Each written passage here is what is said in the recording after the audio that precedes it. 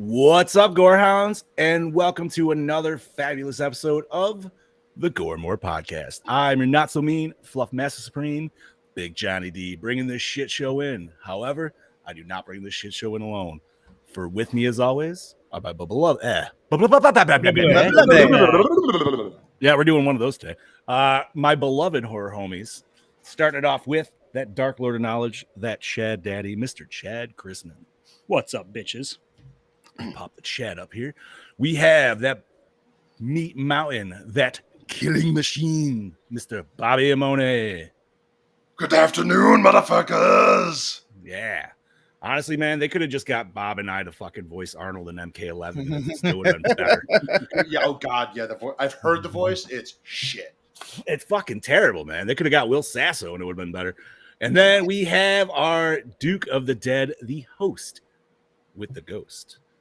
The Dean of the Deceased, Lord Scuba Cabra, Mr. Steve Vasquez. Buenas noches, mi amigos. Yeah, today is July 10th, 2023. I just heard myself.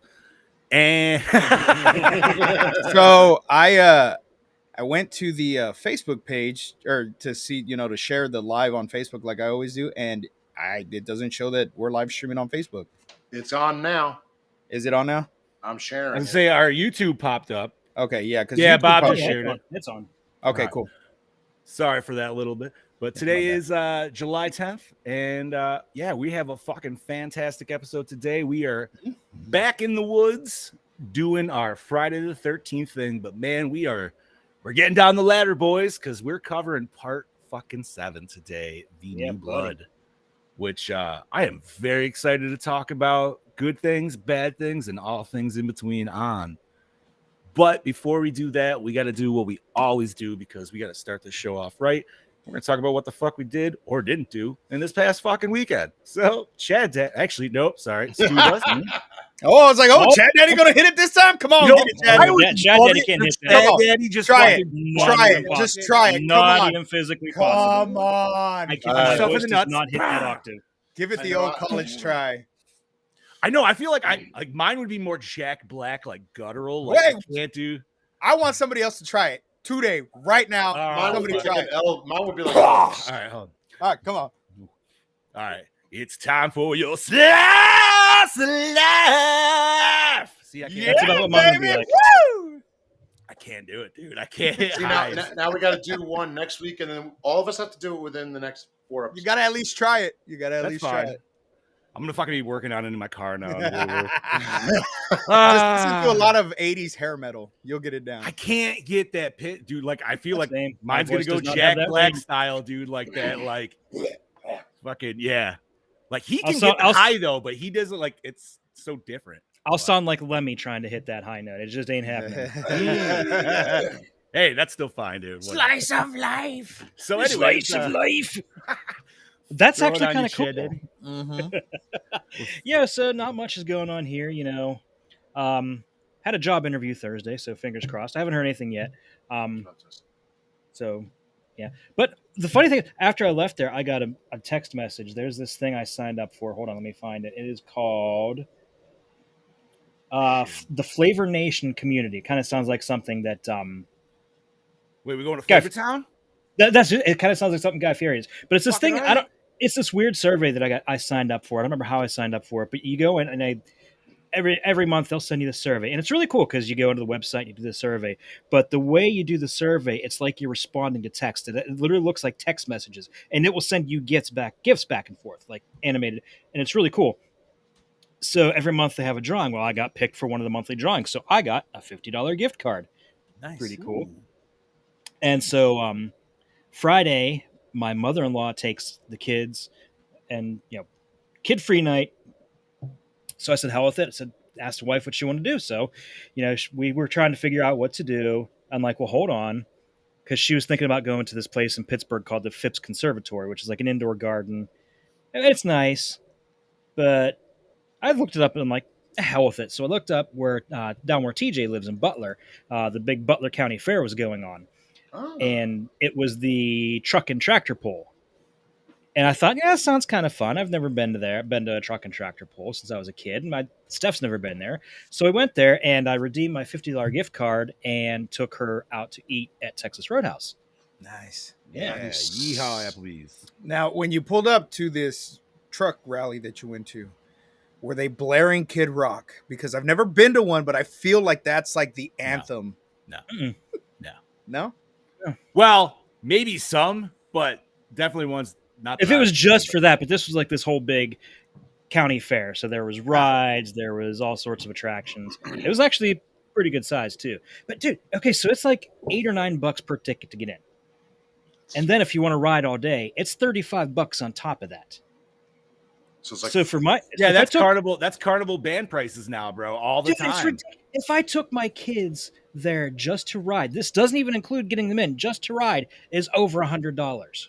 Yeah, man, they know. Crazy. That's They fucking know, bullshit. bro. It's so, but because man, there was just a carnival that did that shit near us, where there was like, they had 3 tiers, right? And so the top tier was $30 for the all-you-can-ride band, right? But underneath it was $25 for 25 tickets. Well, what does 25 tickets get you? Not even 5 fucking rides, unless it's the same ride that's only 5 tickets. Mhm. So that's bullshit. they hose you hard, bro. Because like, same reason. We went to one dude and like Julie wanted all of us to ride the rides. I'm like, yo, I'm not dropping $90 just to ride some shitty rides. We just went to fucking Disney, yo. Like, fuck this shit. Yeah, that's amusement park prices. That's not a fucking fair. Bro, Even for amusement real. parks are There's one called Seabreeze, not near. It's literally $40 a fucking ticket, man. It's Mhm. shit as fuck, dude. Yeah. That's crazy. So we went there, watched the truck and tractor pull. We actually saw a couple of explosions too. Fuck wow. yeah. Dude, there was Nice. one of the semis. They had 3 different categories. There was just regular trucks, there was tractors, and there was semi trucks. And I think it was the second semi truck that did his pull. His turbo, the turbo booster, whatever it literally exploded. Like there were flames everywhere. It was really, really cool. Pushed it We a got- little too hard. Yes, he did. I mean, he wasn't hurt or anything. There was no serious damage. But so that was cool. And then Saturday we just went out to my in-laws and helped them finally finish putting the floor down for this pavilion they're building. So that was a lot of work. Like that took probably about 7 hours to do. I think I drank maybe 7 or 8 bottles of water the entire time. Like it was hot and sweaty. But we got that done. Yeah. This, after that, didn't really do much all weekend. Oh, and apparently when when we were at the fair, I must have driven over something because I had a flat tire. Well, it wasn't really flat, but the tire went low. So yeah, I had a nice little piece of metal stuck in my tire. I had to get that Ooh. fixed today. That's shitty. Oh, that's Damn. nice. $26.50 to get it fixed. So beats having to buy a brand new tire. Mhm. Fair. And then I watched this today. So Bobby, that's to you, my brother. What did I do Friday? Friday was just a chill night here. Saturday, my brother and a few friends of his and ours, we actually went out to Bloomsburg, Pennsylvania for the 4-wheel jamboree out there. Monster trucks, Yeah. mega trucks, tough trucks, mud bogging. I feel like you guys are setting a theme that I can't fucking follow. We're here, both man. doing some redneck shit this weekend. That's awesome. Yeah. Hey, listen, I say what you want. I like my monster trucks because they get through traffic a lot faster. But it was a good. We actually haven't been there in probably a little over. I think it was about 10 years, maybe a little less. So the promoter wasn't good, but now they got a good promoter and they had a great show. The monster trucks put on a fucking kick-ass show. Nobody broke anything, but they were high flying. It was loud. You could smell the meth and all. It was dirt. It was I'm so happy you continued that sentence because I swear to God you were gonna be like you could smell the meth in the air, bro. No, you could smell the menthol. I was like, Smell the- it was getting, it was beautiful. It was wonderful. So that was all Saturday. Like it was from, we got there at 11 till about 8:30 at night, and it was a 2.5 hour ride, worth every fucking minute. So did that, and then yesterday, me and my girlfriend were out with a couple of her friends for her one friend's birthday, which she just turned 29 today. So she will not be happy seeing this, birthday. but happy birthday to her. You never know. We enjoyed that. We went home, had dinner at her place, and just chilled out. That was what we did on Sunday, and then I got to watch this movie for the I don't know how many times. Never skips a beat. So that's all I did. Lord Scuba, what'd you do, baby? Well, Thursday I had another title match for All Content Entertainment. Happy to say I still am the heavyweight champion for All Content Entertainment. Thursday or Friday, what did I do Friday? Friday, I took it kind of easy. Hung out with my mom and my grandma, and went to work. Didn't drink the Friday night because I had to take my mom to San Antonio Saturday morning. So Saturday, drove my mom to San Antonio, met my stepdad and my brother up there because she was down for 2 weeks, but she went back home. So we just hung out at Traders Village, which is like a really, really huge outdoor flea market, like huge. I can't even tell you how big it is. This place is huge. And I went up there and I'm like, I'm going to buy all this stuff that I've wanted to buy every time that I go up there. But I never really have like spending cash when I go up there. So walking around, I'm like, I don't need it. I don't need it. Where am I going to put it? I don't need it. But I did buy one thing. And let me show you. This is what I bought. And I do not regret this purchase. It is the greatest thing that I have ever bought. I spent $12 on this bad boy. That's $12 well spent. That is a beauty. Yes, it is. And Well, this is my grass cutting hat, fellas. That is If it beautiful. wasn't, I'd slap you through this, dude. I'm jealous. Yeah, it's awesome. I You know love what? Fantastic. Like Next I time saw go that up- picture and I was wearing my big hat and it felt tiny and I was like, oh. Next time I go up to San Antonio, I will buy you one because it was only $12. Oh my god, dude. Yeah, I love when you shared a picture of that. Then Cameron Miller replied with a picture of the sheriff from Scary Movie 3. Fucking Cameron. Yeah. So then came back home, took a nap, went to work again, and I was so bummed because we had a concert called I Love the 90s in my Okay. town, and it had Vanilla Ice, it had Salt and Pepper, it had all these different acts. Now let me show you, people who aren't on my Facebook, why I was jealous. For this reason right here. This very reason. Vanilla Ice performed Go Ninja, go Ninja, go Ninja, go. Ninja. And the Ninja Turtles came out on stage. That is sweet. That's cool. Like, So you know what's crazy, dude, is like I don't know who is rocking those suits, but I have a dude that I know that actually bought a legit cosplay like Michelangelo suit. yeah. The fact that those motherfuckers are dancing around in that, oh my In god. 100-degree weather. 'Cause Oh it was my hot as god. fuck. A, they must be tiny little motherfuckers in there. And B, I feel so bad for them because there's no way they didn't take those out and literally just Pour the dump sweat out. Oh, dude. buckets of I mean, we sweat. know Yep. as cosplayers. Oh, Oh, yeah. Dressing up as yeah. Jason, you take your hood off or your mask, chin. whatever, The You're chin. filled Right. with sweat. But I literally like this dude. So because it was blind as shit, our buddy Joe Day that pops in every once in a while, he had to like be his con buddy to like Yeah, move him his around guide. the con, right? Yeah. And he said he took video when he took the glove off, dude, and literally took the Oh, yeah. glove off. It just Poured poured, out it sweat. out, and it was like, I like did. it's straight sweat, dude. Like So I wear latex all gloves. you. I wear latex gloves when I do Jason because I have tattoos on my hands. So I painted up some like Game of Thrones fucking Night King gloves that I had. So I wear those when I dress up.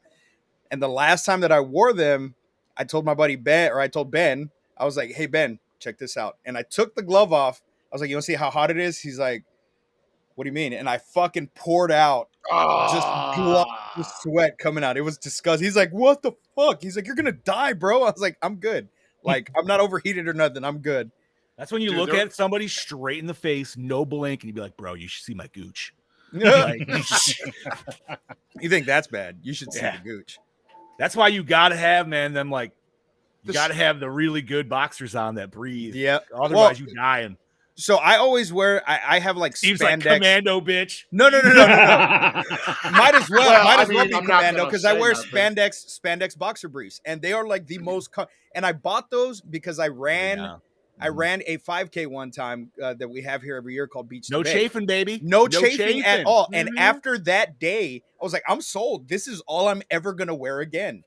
So that's what I wear, and I feel like a Big boy superhero problem. when I have them on. You know what I mean? Because I'm like, yeah, I'm in my tantarans. This, Yeah, this man. part of the Jump. conversation reminds me of wait, wait. Jackass when he goes, "We're sweaty fat fucks." No. Yeah. No. So how does it feel when you're wearing them? Like a superhero. No. You got to say, feels like I'm wearing nothing at all. At all. Nothing at all. At Nothing at Steve. all. Stupid sexy Vasquez.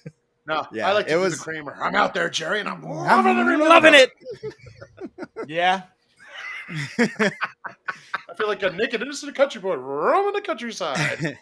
But yeah, and so that was it. We've just been working a lot on on the backyard wrestling thing. We sponsored an actual like wrestling event on Friday. That's what I did. Friday I went to a local wrestling show that we had called Texas Wrestling Cartel, and they had we had our group there, which is the backyard wrestlers that we're fans of all the local wrestling, and our champion got in a spat with one of the members from the Bullet Club because they bring in like talent from other bigger promotions. Mhm. So our champion got in a face-to-face off with I think his name's something Owens. I don't remember his first name, but he was one of the members of the Bullet Club, which is a very well-known group in wrestling. And the guy like took his chair, put it on the other side of the ring, and our champ's just kind of like, what the fuck? What do I do? I'm like, fuck that. So the other guy he was wrestling went and got the chair and like sat it down right next to the ring and was like, I got this. I'll kick his ass for you. So it was just fun. We had fun Friday night. I completely forgot about that, brain farted about that. But Yo, That's- Bullet Club, isn't that like spawn from Japan? yes, Or something from like- New okay. Japan Pro Wrestling. So it's we're getting a name for ourselves, which is fucking great because we're just fans who do the backyard wrestling and enjoy bringing these characters that we created to fucking life. Shout out to John because he's who I wrestled on Thursday. He's here in the chat. Kicked his ass, FYI. What's up? He told my faction to suck his dick, and I had to, put the beat down. Yeah. Had to put the beat down on him. So, and that was pretty much it. Yesterday, I didn't do much. Got to watch this movie today, which I've seen. I can't tell you how many times, What? but I forgot. Like, I love this movie, but watching it just from the beginning, I was like, God, I fucking love this movie so much. I don't care how fucking shitty some parts are. I fucking love this movie. That's it, John. All What you right, got? well, I'll keep it short and sweet. Let's see. Friday, I went and saw fucking old ass Indiana Jones. It wasn't terrible. It It's wasn't better than Crystal like, Skulls. I can't judge that. I have not watched Crystal Skull, but from people who have, yes, that is the common agreement on that. I'm So not gonna that- say it was bad. Like, it was fun. Like, it's what you expected, and I'm glad at one moment, and this is no spoiler or anything like that, but there's just one fucking moment, dude, where they're like doing all this shit and everything, and he stops and he's just sitting there. Yep. And the girl's like, "What's wrong?" And he's like, "Well, I'm just thinking about this." He's like, pretty much long story short, he's like, "I'm old as fuck. I have all these issues. Why the fuck am I doing Yeah, he's this talking about shit?" how he's been And shot I'm like, 10 times and Thank all this you, shit. man. Yeah. Yeah. Like he's fucking 50 Cent over here. I've been shot 9 times in the fucking Yeah. but like it was good. Like, they didn't have him do anything that seemed like he could or couldn't do necessarily at that age, if that makes sense. Like, you know what I mean? Like, especially The CGI somebody was who's kind of off for Okay, when the young so with the young indie, the teeth. the was de-aging Yeah. the de-aging process, that whole section would be fucking fantastic if we actually had young fucking Harrison Ford for Yeah. that, because like Yeah. it was It was cool. It was it really right. cool. It was very cool, and I liked it. But I agree, like we're still just not there yet with So- the CG and the de-aging. There's just too much gloss. There's Yeah. just a sheen to it in comparison to real skin. That's like, yeah, I'm shiny now, but it's way like all over the place. Yeah. You know what I mean? Mhm. It's not directed. It's like a So PS3 I was game okay with that. practically. I was okay with that. What bugged me was when they would do the close-ups and you could see his teeth, and his teeth just looked flat. Like because they his had teeth really- were his real teeth, and that's the problem. Like Yeah. they're using his old man denture teeth with fucking like 24-year-old Harrison Ford face, And you could tell it when he just- was walking, like, because Yeah. you know he's old and one of his shoulders is higher than the other. So when him and I forget the guy's name, were walking away after they fell off the fucking Oh, bridge, you could definitely you tell. could You're tell like, it was like old Harrison Ford walking away with young you're Indy's like face. that's not young Harrison Ford walking there. No. It reminded me of what's that fucking name on, or what's the movie on Netflix? Fucking what was it? De Niro and The Irishman, where they Oh, yeah, de-aged him, and it just Oh, looked yeah. terrible, Yeah. dude. Because it's Yeah. like, bro, just get young actors at that fucking point. Like, fuck Yeah. off. But it was a fun movie. It made me want to watch the OG one, which I started watching those over the weekend. You got to watch Crystal Skulls. You I- got to watch it. I'll just get there, to- but you know what? It's been so long since I've watched the original trilogy, like literally ages. So I'm Yeah. like, I don't remember fucking anything. Besides the main shit. that's ingrained. Kalima. Temple Right. of Doom's still the best. Mhm. Yeah. Oh, I love Temple of Doom. Temple of Doom is such a great movie. I don't know. You know, it's so weird, but like, did any of y'all when you were younger, and this might just be like maybe me and Scoops, because I know Chad, you're a little over. Did you guys have books on tapes when you were kids? Yeah. Did you ever just Yeah. listen to them to fall asleep all the time? Bro, I had Indiana Jones and the Last Crusade on tape, Nice. and I fell asleep to that all the time. And the best part of that whole shit was, dude, and I can still hear it in my head, was every time you're supposed to turn the page is at the whip crack. So you just hear, and I'm just like, I do like, bro, remember if you those. played that shit for me, I would be out in 5 seconds, dude. That'd be some like old school fucking ASMR shit. So Brody's in the chat. Brody, how tall are you? Yeah, Yes, we bro, need you to just We know. were talking about that yes. before the show. I'm about 1.3 meters. Oh, No, what's we up, want No, Sean? goddamn we want it. feet. We need that in American, please. In America. What's You up, can Sean? put your other appendage in meters, and then we'll be really impressed. Kilometers. Yeah, right. Yeah, there we go. But Saturday was like a super nice day, so I fucking hung out in the pool after doing the normal dad thing of lawn working and all that other shit. And yeah, man, pretty much just had a chill weekend. I was supposed to have a kid-free weekend, but mom hurt her back, and then camping was shitty, so they came home early. So I was like, whatever, didn't matter. And then I watched this movie for at least, I don't know, the 20th dozen time, and it didn't matter because I am so ready to talk about it for so many Oh, reasons. yes. Mhm. And that is, we're gonna do that right now because I'm Let's fucking do done this. talking about myself. So that is 1998's Friday the 13th. 1988. Did I say Yeah, 98? 98. You said 98. Sorry, Jesus Christ, dude. That would I have been a was about whole to other tell you. movie. What the? Yeah, it would.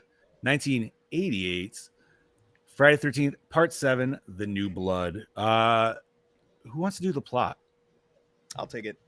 Go ahead. Haven't done one in a while. So, ever since homicidal maniac Jason Voorhees got trapped in chains at the bottom of Crystal Lake, the nearby summer camp has operated without a hitch, without a murder. But one of this season's happy campers has brought along a deadly secret. Tina Shepard can see the future and levitate objects. Her doctor knows just how dangerous telekinesis can be, but he's out to exploit her, not to help her. And now it's too late. Tina has accidentally unchained Jason from his watery grave, and the bloodbath is underway. Tina's special powers are her only hope for survival. But what chance does a teenage girl have against an axe-wielding maniac?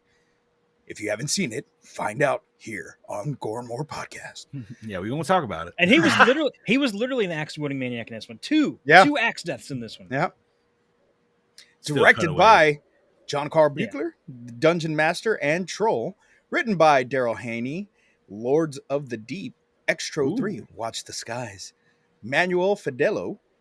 Ooh, Yeah. Fidelo? But Fiddlo. He didn't do anything? No, it might be a pseudonym, I'll get Oh. into it. It's in Okay. my notes. Fair enough. Produced by Ian Peterson. Are You Afraid of the Dark? Stranger Things. Yes, the original. Are The You original. Afraid Okay, good. The good. Mm, Are You okay, Afraid of Got the the Dark? good version. 90s one, yep. Okay. Ah, we were close, John. He's 5'9". Yeah, dude. The length of something The size else. of Bobby's dick. Yes. Yeah. That's in feet, by the way, so everybody knows. So he's literally in between our sizes. Yeah, so he's okay. So the reason I'm asking Brody just before we jump into Bobby butchering names, Oh. we were talking. So on the flyer, I tried to get everybody's heights the same. I know how tall John is. I know how Try- tall Chad is. Can you pull that graphic up and put it on the screen? Because Yes, it's I just so fucking hilarious. So, You gotta show what you're talking about. I'm doing this shit on my phone, okay? And I had everybody's heights perfect, but I noticed in the picture that part of Chad Daddy's elbow is in my picture, so I had to adjust myself to match up with Chad Daddy's elbow, okay? So when I adjusted myself, everybody else's heights went off, and I didn't see that. So When you adjust John was yourself. like, "Homie, you made yourself taller than me." I'm like, "No, I didn't." He's like, "Yes, you did." He made himself fucking Beanzilla, bro. Like, I am- He's I the am- tallest in this picture. Bobby's the taller than John. I've Bobby met John. makes me feel tiny. Okay, like when I stand next to Bob, like I was in lifts when I took pictures with Bob. You know what I mean? That's true. So I went inadvertently while adjusting the photo on of me and Chad Daddy. I didn't pay attention to anything else, and it fucked up the whole. So just so you know, Gore More podcast, Bobby's the tallest. Then it's John. Then it's me. Then Brody, and then Chad Daddy. I will have the heights fixed for Honestly, the next I flyer. think you should make like Bob the smallest, and then like make it like and then Chad the biggest. I'm gonna have just Make it I'm look gonna like a Wi-Fi signal. yeah, dude. Like, we're gonna wow. have Bobby standing on fucking Chad Daddy's shoulder. I still loved it though, dude. It was awesome. Oh, it's still So like, yeah, damn, so yeah, Steve looked I'm like the a monster. I'm the George Costanza of the group. Fuck yeah, dude. It's all right. I said you were 5'10", Brody. So I Hey, was close. Marissa Tomei wouldn't mind. Mhm. no, she would not. Fucking hey. All Are right, you gonna go is see it her te- at Steel City? I don't think I'm gonna have the money to go. Man, How I will awesome- how- pay do you for your think ticket anybody- to go. Do you think I- anybody's gonna go dressed as Costanza? That's what I'm There's saying. gotta, Oh my there's God, gotta be yes. at least one. There's There has gotta to be at least one. That's what I was gonna Steel say. City? I will pay Guaranteed. for your ticket to go if you dress like George Costanza, and I will even buy the fucking Bro. photo. Bro, I would literally shave my head in the fucking bowl just to like the. See, I would show up as a Steph would taller kill Joe me if I Pesci, did honestly. that. Well, yeah, Jen would too, but I don't care. I'd be like, where the? It's Marissa Tomei. Hey, the rest can shave off the next day. Yeah, that's true. All right, Bob, take names away. Okay, starring Kane Hodder, Alligator Who's that? 2, The Mutation. Yeah, well, Some guy. we're going to figure that out in like the next 4 movies we do. Pumpkinhead 2, Blood Wings as Jason Voorhees. Excuse me. Lar Park Lincoln, House 2, The Second Story. Knots Landing as Tina. Kevin Blair, Bloodstone, Subspecies 2. No Roseblood Days on of there? Our... That's where I knew him from. Wait, what? I say no Roseblood under Lar Park. Dude, that's legit on their IMDb page. And I'm like, that's not even a It real is. fucking movie. It's a fucking fan film. Yo, man, we have an IMDb page, man. Yeah. We do. So, whatever.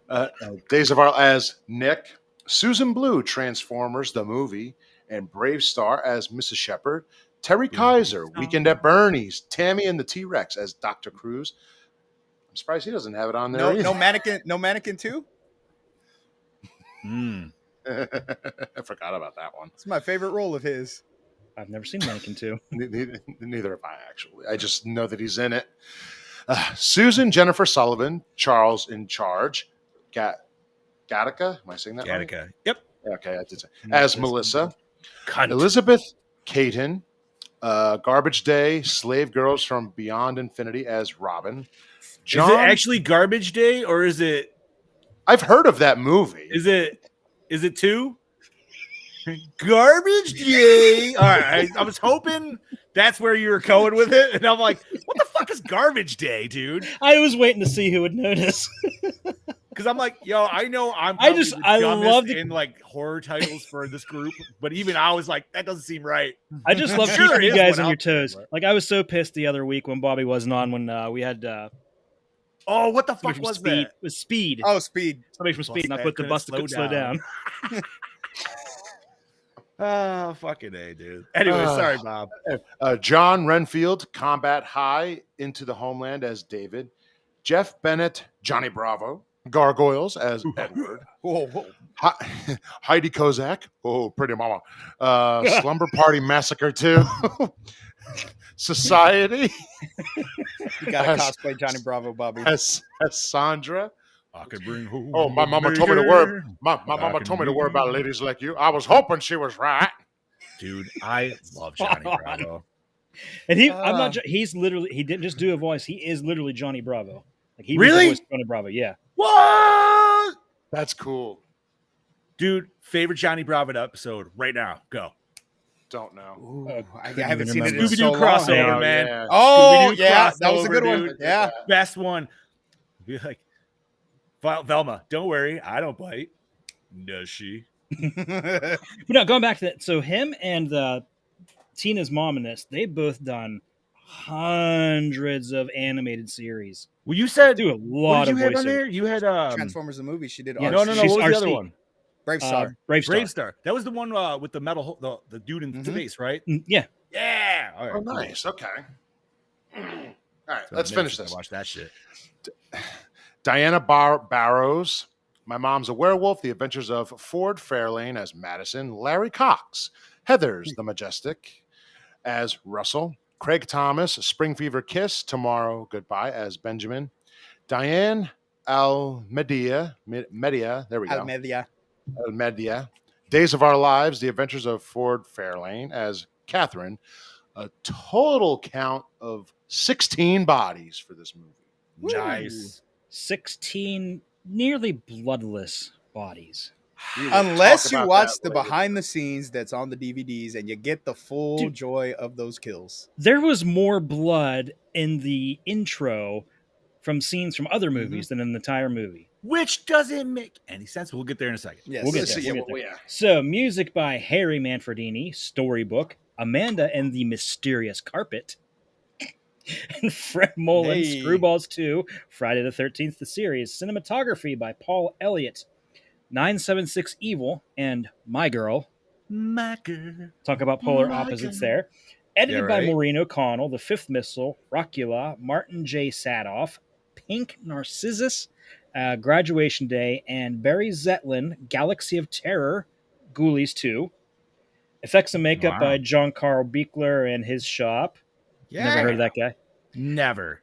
Distributed by Paramount Pictures, runtime of 88 midgets, rated R, although practically could be PG-13. Fucking A, Plus bro. some In this titties. day and age. Yeah. Yeah, the titties would definitely like. That's the only reason there's a lot of like sex scenes per se. There was. Yes, okay. there were. There was like, This was definitely one of the horniest ones. it was. Yes. Yes. Indeed. Budget Maybe of- that explains so much for me, dude. Like, it could be. Budget of 2.8 mil and grossed 19.1 mil. So it was still Well, damn, they successful, but this is when it was in the decline. could they Well- needed that fucking gore, man? I was actually about to say, since now we're in general discussion, I'll say it again. I think the only reason why this movie didn't make as much money is because all of that gore. I mean, all of us here have seen those extra scenes in the special. The fact that they took out all the gore for a guy's head who got crushed down to the size of a walnut. Right? That was the Bo- best. Boggles Yeah, my it mind was because brutal. if you listen to what John Carl Beekler says, he's like, I was literally wanted to be a geyser of blood. I wanted it to be funny because it's like there's no way it's going to scare you, but it makes you just go. "Ugh," and they just went, no, this has to go, and it's like, what'd you think? Now it looks like you guys are on a t-shirt. Fuck.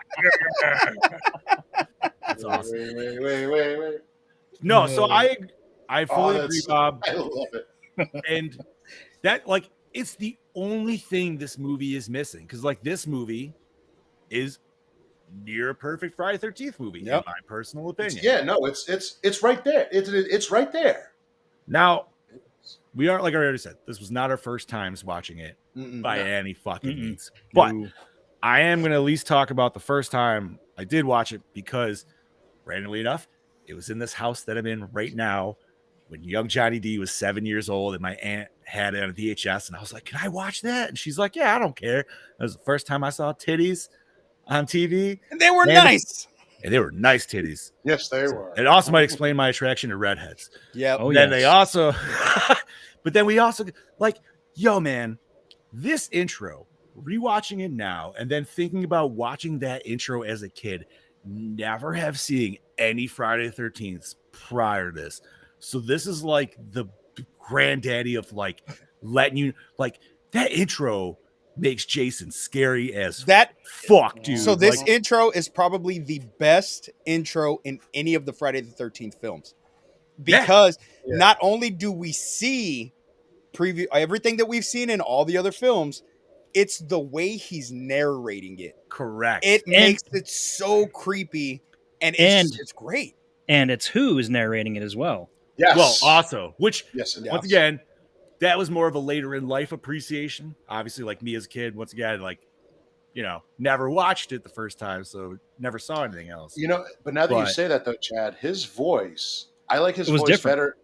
better in this intro than in the first two Friday movies. Because I think he Yeah. was trying to be scarier with this. Like, he Yeah, had his that- voice sounded completely different from when he was crazier off. But did you notice he got to drop his death curse line? Oh, of Yes, course, he did. dude. Yeah. But like, it's such. And granted, you know, this is the 7th one, so you have 6 things of movies to be able to like take awesome little snippets from. But man, still watching that intro to this day gets me so fucking like hyped for this Yep. fucking movie, dude. Yes. And I don't know, man. I feel like that's just the intro they need to use for like anything at this point. It's For anything that's long like this. I'm really that's what she said. Hey. But I'm really still really partial to the intro to 4 too. That's fine. I did like the 4-1, yes. This one, I don't know, man. This one just because like it just brought me back the way, because not only did it take snippets, but it still had its own scene of panning into the grave, which was, you know, That's taken from the Part 6 trailer. Yes, it is. And it was Well, the not- only trailer. but that's cool though that it was taken from the trailer, but not used in the movie. So like either way, like still kind of works. Gene asks if we want to know what he thinks. Absolutely, Yeah. Gene. Tell us, Lay it Gene. on. By all means. Lay it down in the lay that pipe down in the comments. And you know, and while I do love other forms of Jason, I don't know why. I just absolutely adore this representation of 'Cause Jason. it's so dirty. It's so dirty. It's He's detailed, rotted. I love Like- the spinal column is what Yes, gets That me. That was my shot favorite touch. right there is like that's one of the ones that sticks with me the most when I think Part 7. yes. Is just him walking out of the lake when he first wakes up, and you just see that sweet fucking spinal shot, dude. Just like, Mhm.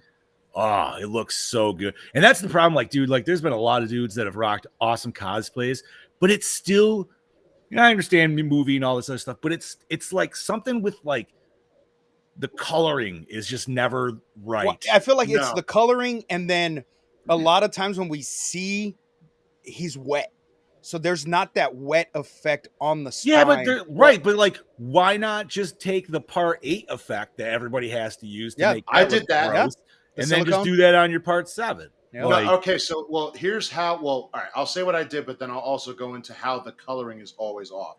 When I did Part 8, you really want to know what I did? I bought Monster Slime, and I had 2 people douse me every half hour, and I was wet, and everybody said that's disgusting. That's and too much everybody went, dedication, wait, Bobby. but you did that at a con? That's- yes, I did.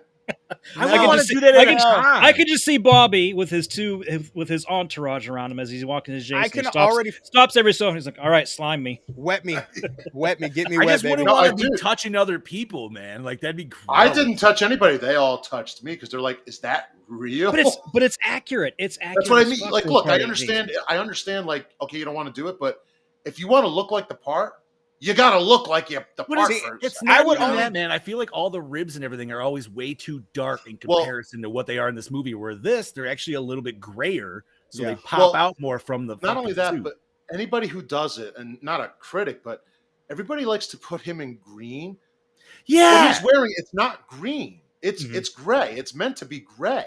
Yeah. Even in Like- if you literally, there's a few scenes, if you pause just 10 seconds, the back of his shirt, it's not green, it's gray. Everything he's wearing is gray. It looks green because it's dark, but it's not green at all. I just figured the green was more for like some like lighting effect, or somebody was just basing shit off of NECA. Like I don't know. They're It just basing never, it more it never NECA. pulls up. It never looks green to me in any of this fucking footage. I would I have don't know said if the gray NECA is or really maybe even like, green because I've got it right beside me here, and it's more of a maybe bluish not the green. NECA specifically, but there is one that I know is definitely like way more like heavy on the green for the ash. The first version that NECA released eons ago. That Is was that it what was- I'm thinking it of? was- That it could was be it. green. It was green, and it had the gloves, which he doesn't. Yeah. What he doesn't wear. Yeah. So, all right. So this movie starts out, like we said, awesome fucking intro. We get into it. But obviously, we're in the seventh one. We're going to different fucking aesthetics. So we get a girl with some psychic powers. Yeah. All right. Not entirely, I feel like, just ruins the movie right off the bat. We're trying some weird shit. I kind of like it. I hate the girl's haircut in the beginning. Not going to lie. She looks like the girl from Poltergeist. I don't know if that was deliberate or not. Probably. Yeah. Gene needs to know if Jason was a zombie or a ghost. He is a revenant, sir. So it's kind of a mix of the two. So More ghost than I guess zombie. I think that's what. I would say more. I mean, because he's not. I mean, well, I guess he is rotting, but like in this one, it was more like just like I feel like she just kind of woke him up. Like he was just sleeping, like hibernating down there. And Yeah, it's just pretty like, much. right? Like, because that if he doesn't die, he's just been sitting down there. So what is he going to do? He's just keep struggling for This is fucking true. years on end. Like, I always liked this. Well, besides the look, this Jason, even more so than 6, just looks pissed off at anything he looks at. cause man, we get The breathing. right. We get our first Kane Hodder pick, dude, and we get our shoulder breathing. Well, now here's the weird part: is you say that, but if you actually pay attention to this movie, he doesn't do it as often as he does in Part 8. Oh yeah, Part 8 is way more like just Yeah, Part 8, it's more prominent. This 'cause one I was he just looking looks for it. angry. Yeah, but I was looking for it, and I noticed it, several times. But and anybody that cosplays as Jason does the whole, they do the shoulder thing. But that's I don't. because Fuck well, that. but you don't do that version. You know what I mean? That version. But every cosplay Nah. that I've seen that's done 7 or 8, Oh yeah. I'm like, oh, can I take a picture with you? And they're like, okay, cool. Like, yeah, I get it. I do it too, but I'm shorter than you. Whatever. And my I just- other favorite part, the jaw is gone. You see the teeth, and it's just as he was moving his jaw, like Yeah, when that's the mask comes that- off and he's like it was That it's was awesome. the best. That was really good. And you know what? I've noticed that first. I don't know why I never noticed this until watching it today, but we have a scene of Jason jumping through a window. Yeah. Bro. you do. That has Oh, never man. happened So before. I wasn't gonna go there just yet, but fuck it, we're there. So this stands in my conclusion, dude, that Jason can always run and chooses not to. Yeah, he just chooses not And to. it's just because he doesn't have to. Yeah. You know what I mean? But the fact that he just that was like, there's no way you leap through that fucking window like that. You know what I No. mean, dude? Like, you're gonna have a little bit of run and jump for that, Unless you're Spider-Man. unless you're Spider-Man. But And he's not. he's not Spider-Man. He's more of a Hulk. Oh, Now, correct me if I- I'm wrong. Is Mhm, this the only movie where he uses a power tool? Because I was trying to think back and I couldn't think of another kill where he used. It would have to be anything after this for the fact. Yeah, no, he didn't use that. No, this I is don't the think only so. movie he uses a power tool. Because Only 8 movie. uses a guitar. That's I don't think so. Yeah. no. This is the only movie that it's a power tool. Yeah. Never after. Was there any power tools in 09? I don't think No. so. I think No, everything there was were not. all like hand No. kills. No, Yeah, everything 'cause was Mel hand was kills like- you had. Yeah. Mel said, Mel made the comment that she didn't think he would know how to use power tools because he's been But dead that's- for so long. And I'm like, Oh. well, but I mean, you got to think he was around in the 70s, unalive. I mean, so, and there were power tools in the 70s. So we don't know what all he knows how to do and what he doesn't know how to do. Yeah. I mean, I'm glad she took that take and not just like that he's dumb or Yeah. Yeah. like mental. Because I'm like, no, man, I feel like Jason's never been mentally handicapped in my I've eyes. never It's just thought been that a either. physical Yeah, deformity. yeah, and I that's do all agree it with is. that. And she did have the question too. Why do we always get tits? We never get dick. And I said, well, would you rather Can't look at a compare dick? the two. Hold on, no, but I told her, I said, would you rather look at fucking a dick or tits? And she's like, well, tits, but that's not the point. I'm like, no, well, it that- is. That's well, now, wait a exactly minute, that the is the fucking point. That's You know what? exactly the fucking point. That is the debate that the wife and I always have too. And I'm like, you cannot compare the two. Like dick equals vagine. That's what you get. And she's like, it's not fair. I'm like, listen, if you want tits, you see dudes' tits all the fucking time. Without even, He's got- you don't think about it, but you see it, right? That's why it's True. so like, yeah, it's I mean, fuck, dude. Let's go back a few episodes where we were watching dudes playing baseball with their fucking navels hanging out and shit like that. You know what I mean? Like, come on, bro. And we did get a dick in fucking sleepaway camp. Well, that was also what I was That's talking same about. movie. Sleepaway Yeah, Camp. movie. Same movie. I mean, you get some dick sometimes. I don't know, because that's the thing is like where I don't think we've ever seen hard dick in any of the movies. we've had. No. It's That would always fit- It's flat, always flaccid. Yeah. because I Yeah. feel like if it's hard dick, Then it's porn.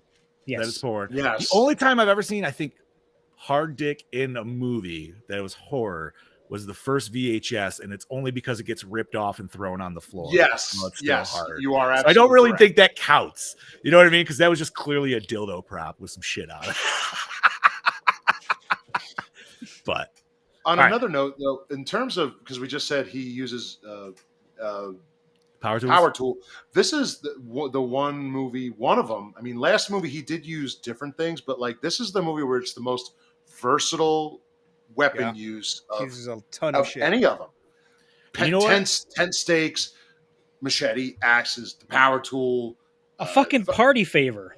Apart his bare hand, and this is the best use of hand kills. See, everybody Even thinks better it's a than weed the eater, ones and I before. think that's hilarious. It's not a weed It's a eater. tree saw. It's a tree saw. So it's still a circular saw on the end of like a 10-foot, probably 8-foot pole. Yeah, And yeah, it's still you would not want to get like, no, See? There you Like- go. Saw blade. honestly, man, like chainsaw would be scary, but this would just be equally as scary because, dude, distance, bitch. Like, you know what I mean? the best part of that tool is the story behind it. Kane and John went to a store. They saw it and they said, "What's that used for?" And the guy goes, "Trimming limbs." And Oh, Bobby froze. Bobby bought just it right on the spot. You froze just All a froze. Scotch there, bud. Oh, No, you froze. no, you froze. No, you froze. Anyways. Fucking A. Gene So- said 5-headed chainsaw. Yes, 5-headed chainsaw. Not used by Jason though. No. Yes. And even if it had been used, it wouldn't have been used by Jason. It would have been Sure. technicalities. Woo! Okay, so one scene that I love and hate in this movie, and I know we're jumping around everywhere, but that's how the show goes. So, Mr. Gallo, I was wondering where What the up, hell Joe? your ass is What's gonna up, been. Joe? Joe, there he is. Now that's So- a sexy beast right there. All right.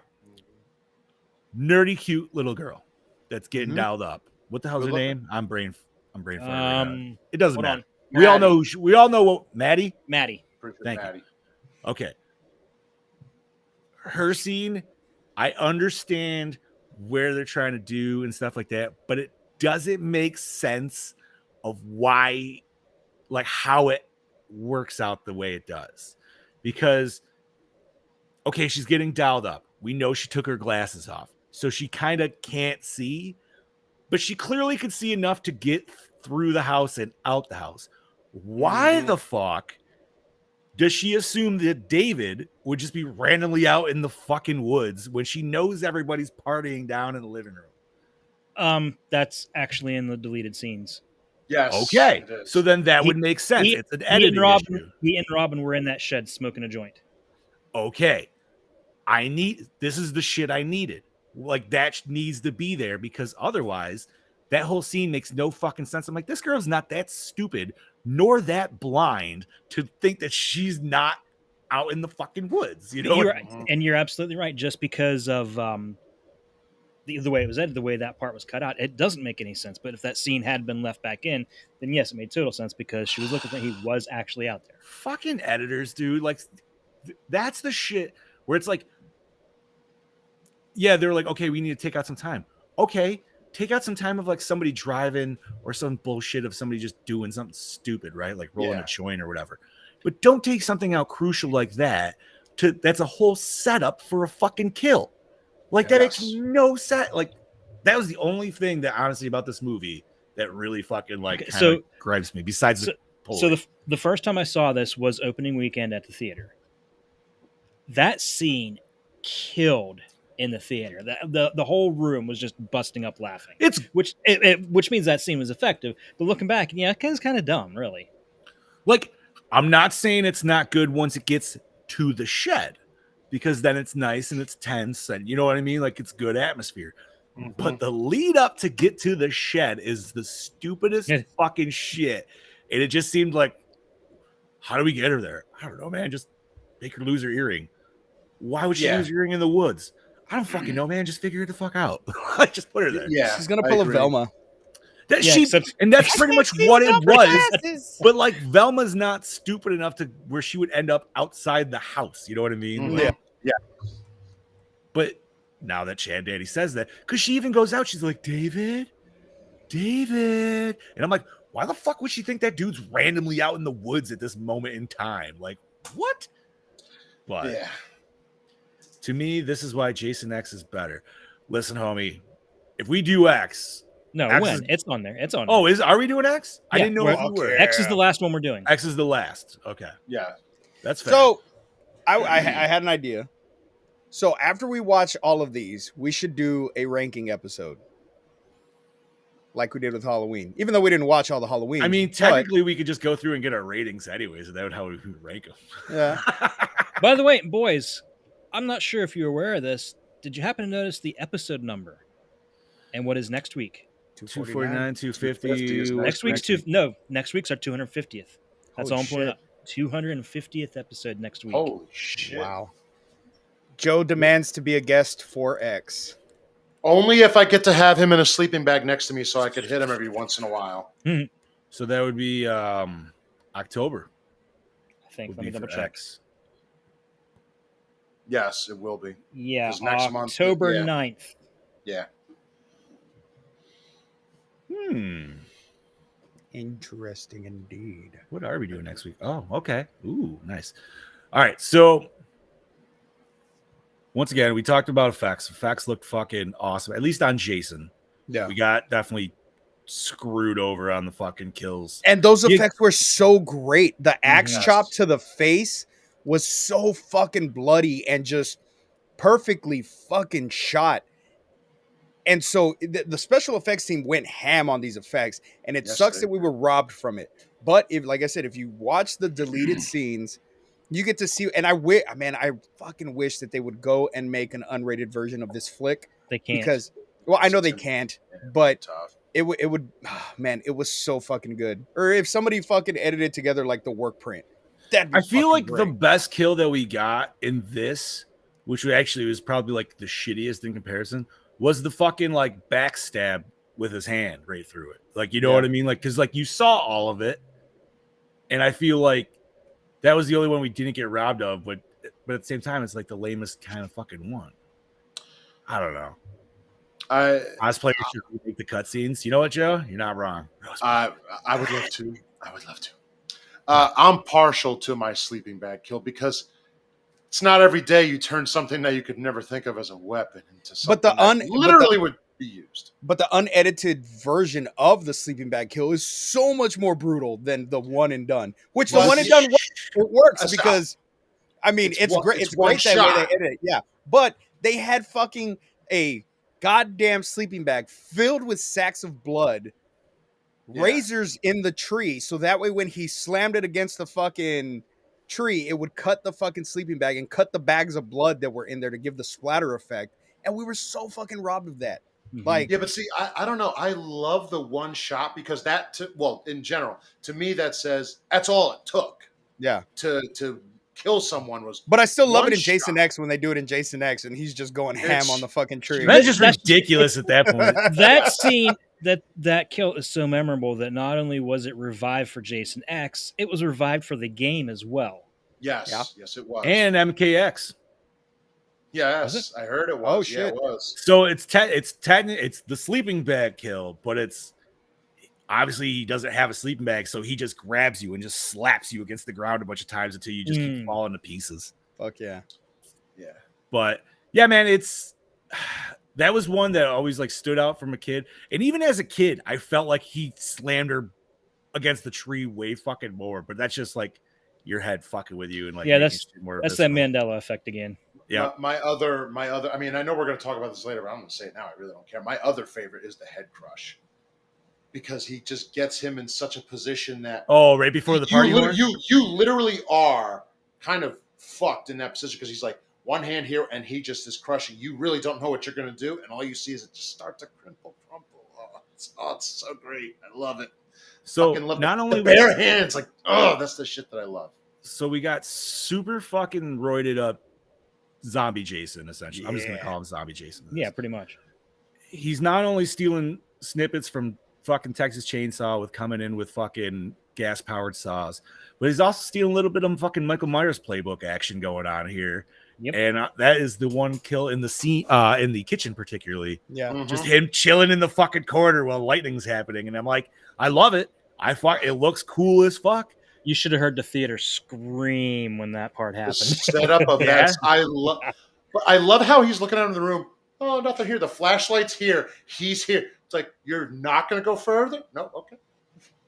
Bro, he is high as fuck. He just got drained and he is hungry. I have been there and I understand. That is fucking tunnel vision and a half. And Mel goes, at least he got to blow his load before he died. that's what I'm saying, dude. That's true, but that's why he's Like, dying. a lot of these people were having sex before they got screwed over. So They were fucking before they got fucked. yeah, except for the dude who was about to go skinny dipping. He just got his loafers off, and that was That's what you get for wearing loafers, my guy. Yeah, but that should have been easy, dude. I would have been like, just flick them all. dude. I'd have been naked before she got in the fucking water. First of all, why do you sit down and take your shirt off? No, man, you fucking run. You just fly that shit off. He's rich. Just rip the buttons off. He could buy another one. Fucking right, dude. Oh, can we talk about our main dude here, by the way?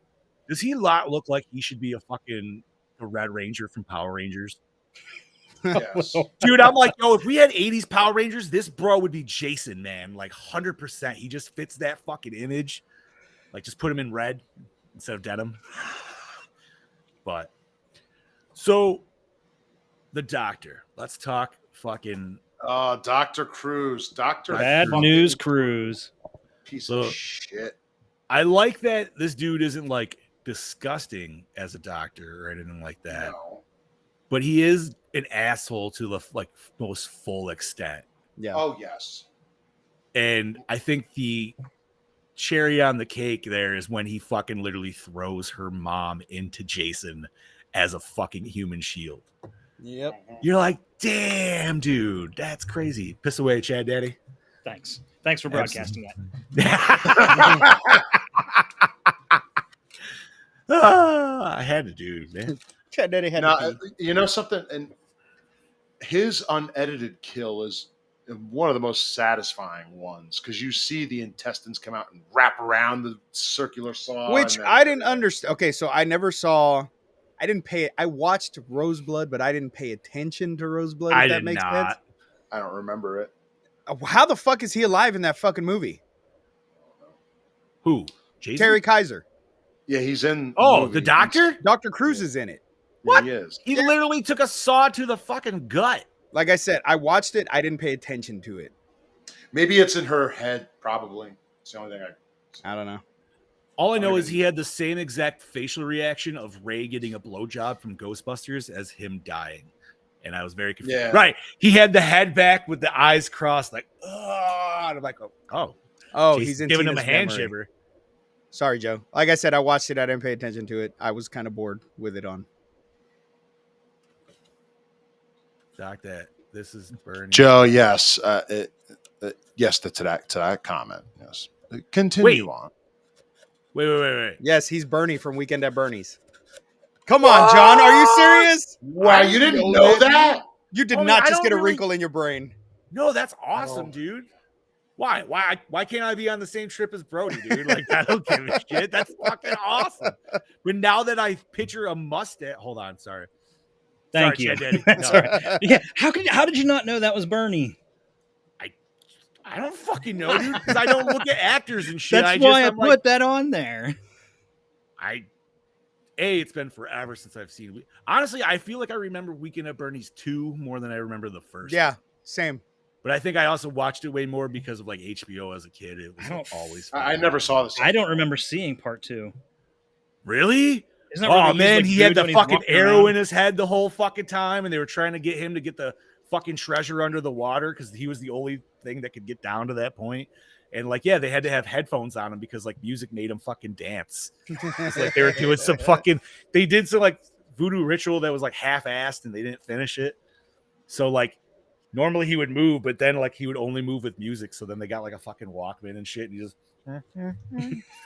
Always have like a fucking arrow through. It wasn't an arrow. It was a fucking. It was a spear gun, dude. The spear. Oh god, that sounds so awful. I've got to see it. It was. Yeah, I like it, dude. It's been 30 years since I've watched it easily. It's probably just as bad as Caddyshack 2, but who the fuck knows? Dude? I don't know. I don't think anything's as bad as that. Joe said, "Excuse me, let's talk part 7." No, we are going to talk part 7. So we've said we've gotten screwed on the kills, but we do end battle scene.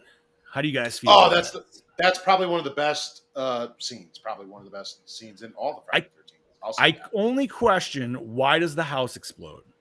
Gas lines. Well, in the not only that, 80s. there I was understand. I understand the house could catch all on fire. Well, now just Why just did it remember, explode? That would the furnace is down there, and they're gassing it. That was No, that was a wood boiler. burning for yeah. Yeah, That was a wood just, burner. like, that's why I'm saying, like, and she already hosed him with gas. That's not going to cause the explosion like that. So why the fuck? Unless there just happened to be a propane tank we didn't see that caught. Maybe, I guess. Or Tina blew the house up with her fucking Pyrokinesis. I mean, Joe, you're not wrong. That thing gets obliterated more than the fucking dock at the end of Freddy versus Jason, dude. Like, it's And thank you, Joe. I love this shirt. Woohoo! What about my shirt, Joe? Mine's festive as fuck. I know I do like yours. Yeah, but I got the Mohawk girl in 3D glasses skateboard. This is the most 80s shirt you'll ever see. I still have yet to watch fucking the Mogwai series. Same. I need to catch up. All right, so I think. all right, is there anything else you guys want to discuss? If not, I can bring in Brody. See what let's let's bring Let's in see what Brody has to say. We've said a lot. super side 'Cause note. I'm sure he'll and I totally forgot to bring open this. up some stuff. Watch the new Superman fucking series. It was fucking it's terrible. good. No, No, I you liked shut it. your dirty mouth out. I am the biggest Superman fan. I loved Okay, it. Sailor fucking Superman. Get the fuck out of here with Whatever. that shit. We're gonna It was fucking good. I liked What it. the hell are you talking about? catch more during Nerd News. All right, Nerd news. it's so bad. I liked it. The way you said. Well, howdy fucking doody there, folks. It's your DKB here, back for another episode of Gore and More, and this week I'm here to talk to you about Friday the 13th, Part 7. So this film and Part 5 were mainly the two that I would always borrow out, probably the most as a kid. I love the artwork. I don't know, there's something about the front cover for this on the Australian VHS release. I think it's the same as the States, not entirely sure, but it always captured my attention. I would turn it over in the back. You would have an unmasked Jason on fire. Holy shit, I'm sold. I mean, it's spoiler territory right there. You get unmasked Jason, see what he looks like already, but not only that, you can definitely tell that that's going to be like more of an ending type thing. So at a younger age, I didn't really know any of this, so I just thought the artwork was cool. Like most horror films back in the heyday, you would just see the artwork and it would sell instantly because it was so fucking cool. But with this film, it was very subtle, but there was just something about it that when I borrowed it out, watched it, I was like, holy shit, this movie's so fucking bonkers. You have Jason that's finally met his match with this Carrie undertone to it, a girl with telekinesis. I mean, that in itself is just bonkers, batshit crazy. But for me, it works because of that mad nostalgic rush that's there as well. But yeah, even just the way that Kane Hodder comes in as his first portrayal as Jason and how he was able to really physically demand the screen with his presence, bring a little bit to his own with the Jason and the heavy breathing. I think he looks fucking amazing in this film. But yeah, let me explain that a little bit more. I do apologise about that. It ain't easy being wheezy. My asthma kicked in and started playing up. But anywho, moving on to the visual representation of Jason in this. I mean, you have John Carl Buechler behind the camera, special effects, practical effects extravaganza. I mean, how he's able to capture what he has in his mind's eye and replicate that throughout the creature designs of his films, let alone this film. He makes it so iconic. He makes Jason so iconic in this film and throughout the whole entire franchise that it's definitely up there, as you ask anyone, as top tier Jason design, especially zombie Jason design. So yeah, he's definitely jumped on board this type of film behind the lens this time directing, and he's just given it all he's got throughout the practical effects in this type of film. It's a shame that the majority of it was cut throughout the violence of the scenes.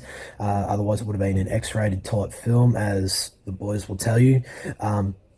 But it's such a shame to see what he could have done with the kills in this type of film. I have seen a couple of deleted scenes here and there, and it would have been fucking A-OK in my book.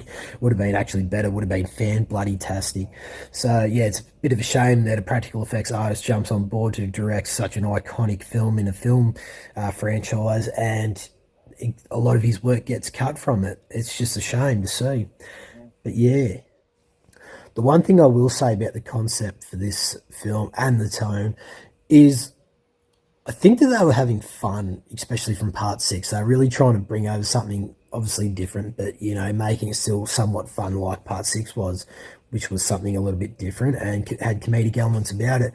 This doesn't really thrive on the comedic elements about it, but I think the premise itself represents that comedic element of, like, what if we just chuck this unusual horror character in there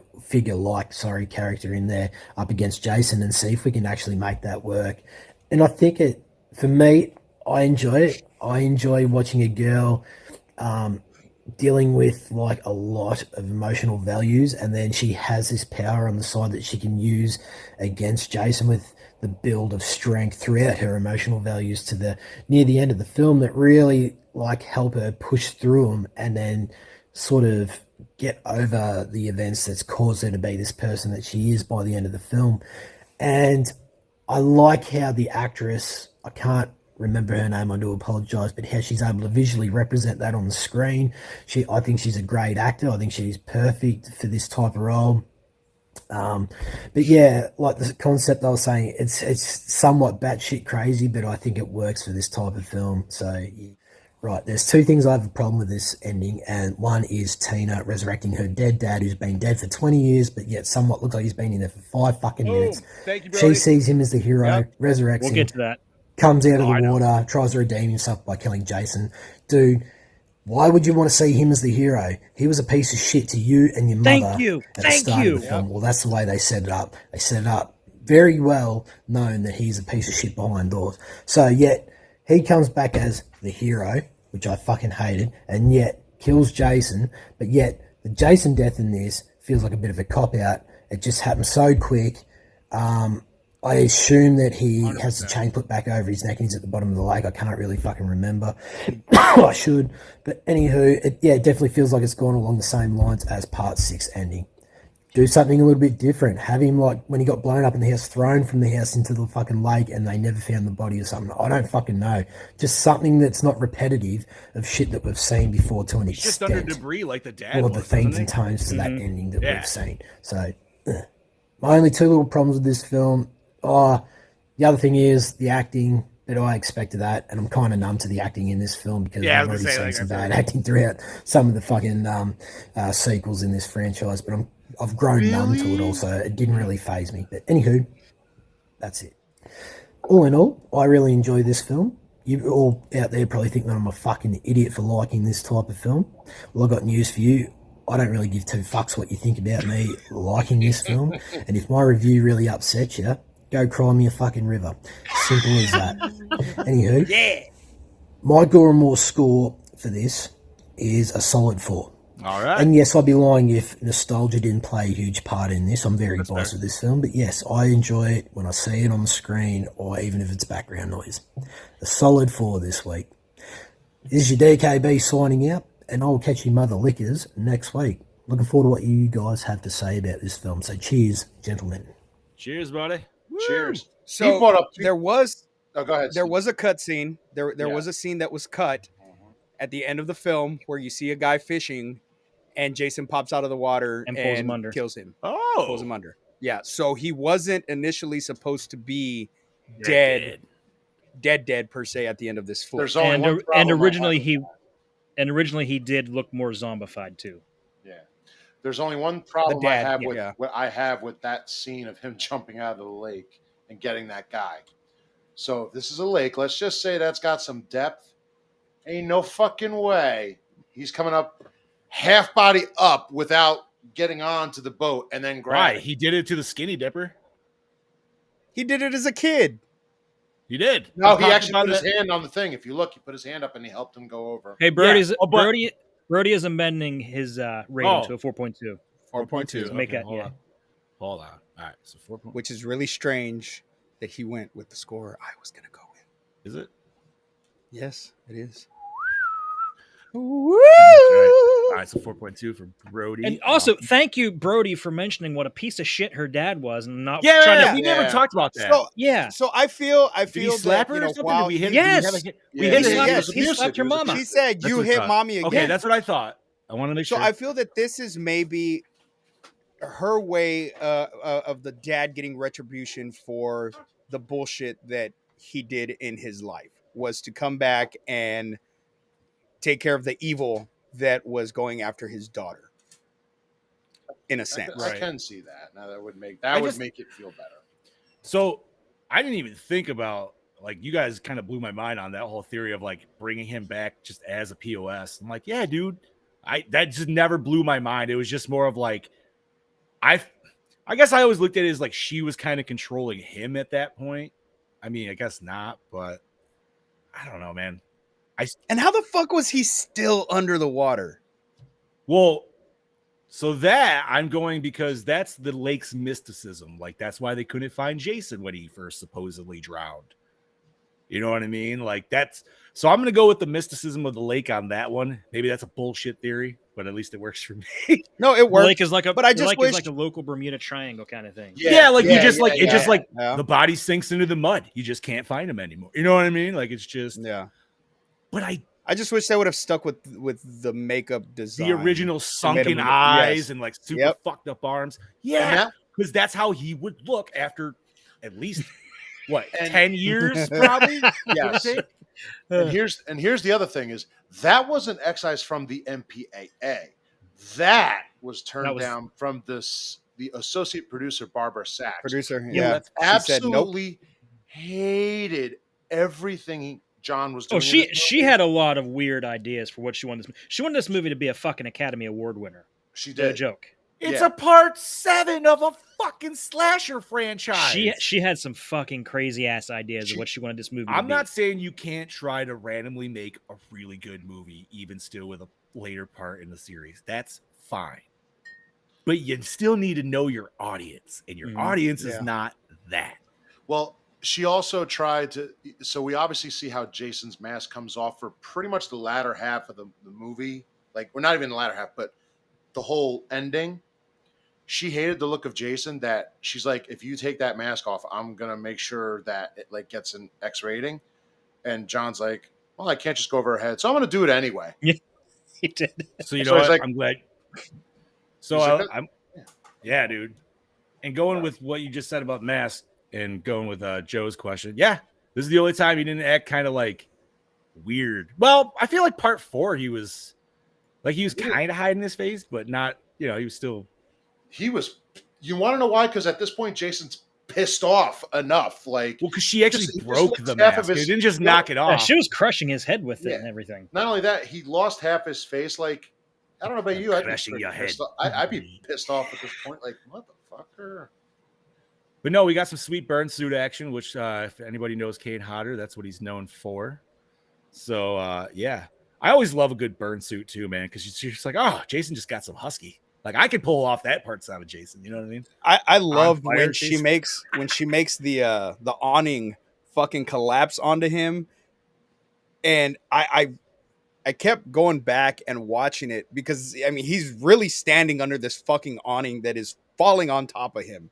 Like, kudos to Kane fucking Hodder, because that man was a beast That's why I'm of a saying, fucking man, Jason. this movie, and once again, I understand it's probably my nostalgia talking, but I feel like for a first-time Jason movie, this was like a perfect fucking Jason movie. You know what I mean? Like almost perfect. Just with that intro and how scary Kane is as Jason. Like, I still love it because he's like, I didn't know that thing was going to be that fucking heavy. I mean, I'm willing to bet at the same time, we would probably think the same thing. Like, yeah, it's going to be heavy, but not that heavy. And all of a sudden, oh shit, never mind. It's just a roof. How heavy could it be? Oh, shit. Fair enough. All right, so we got Brody stuff. We've talked enough.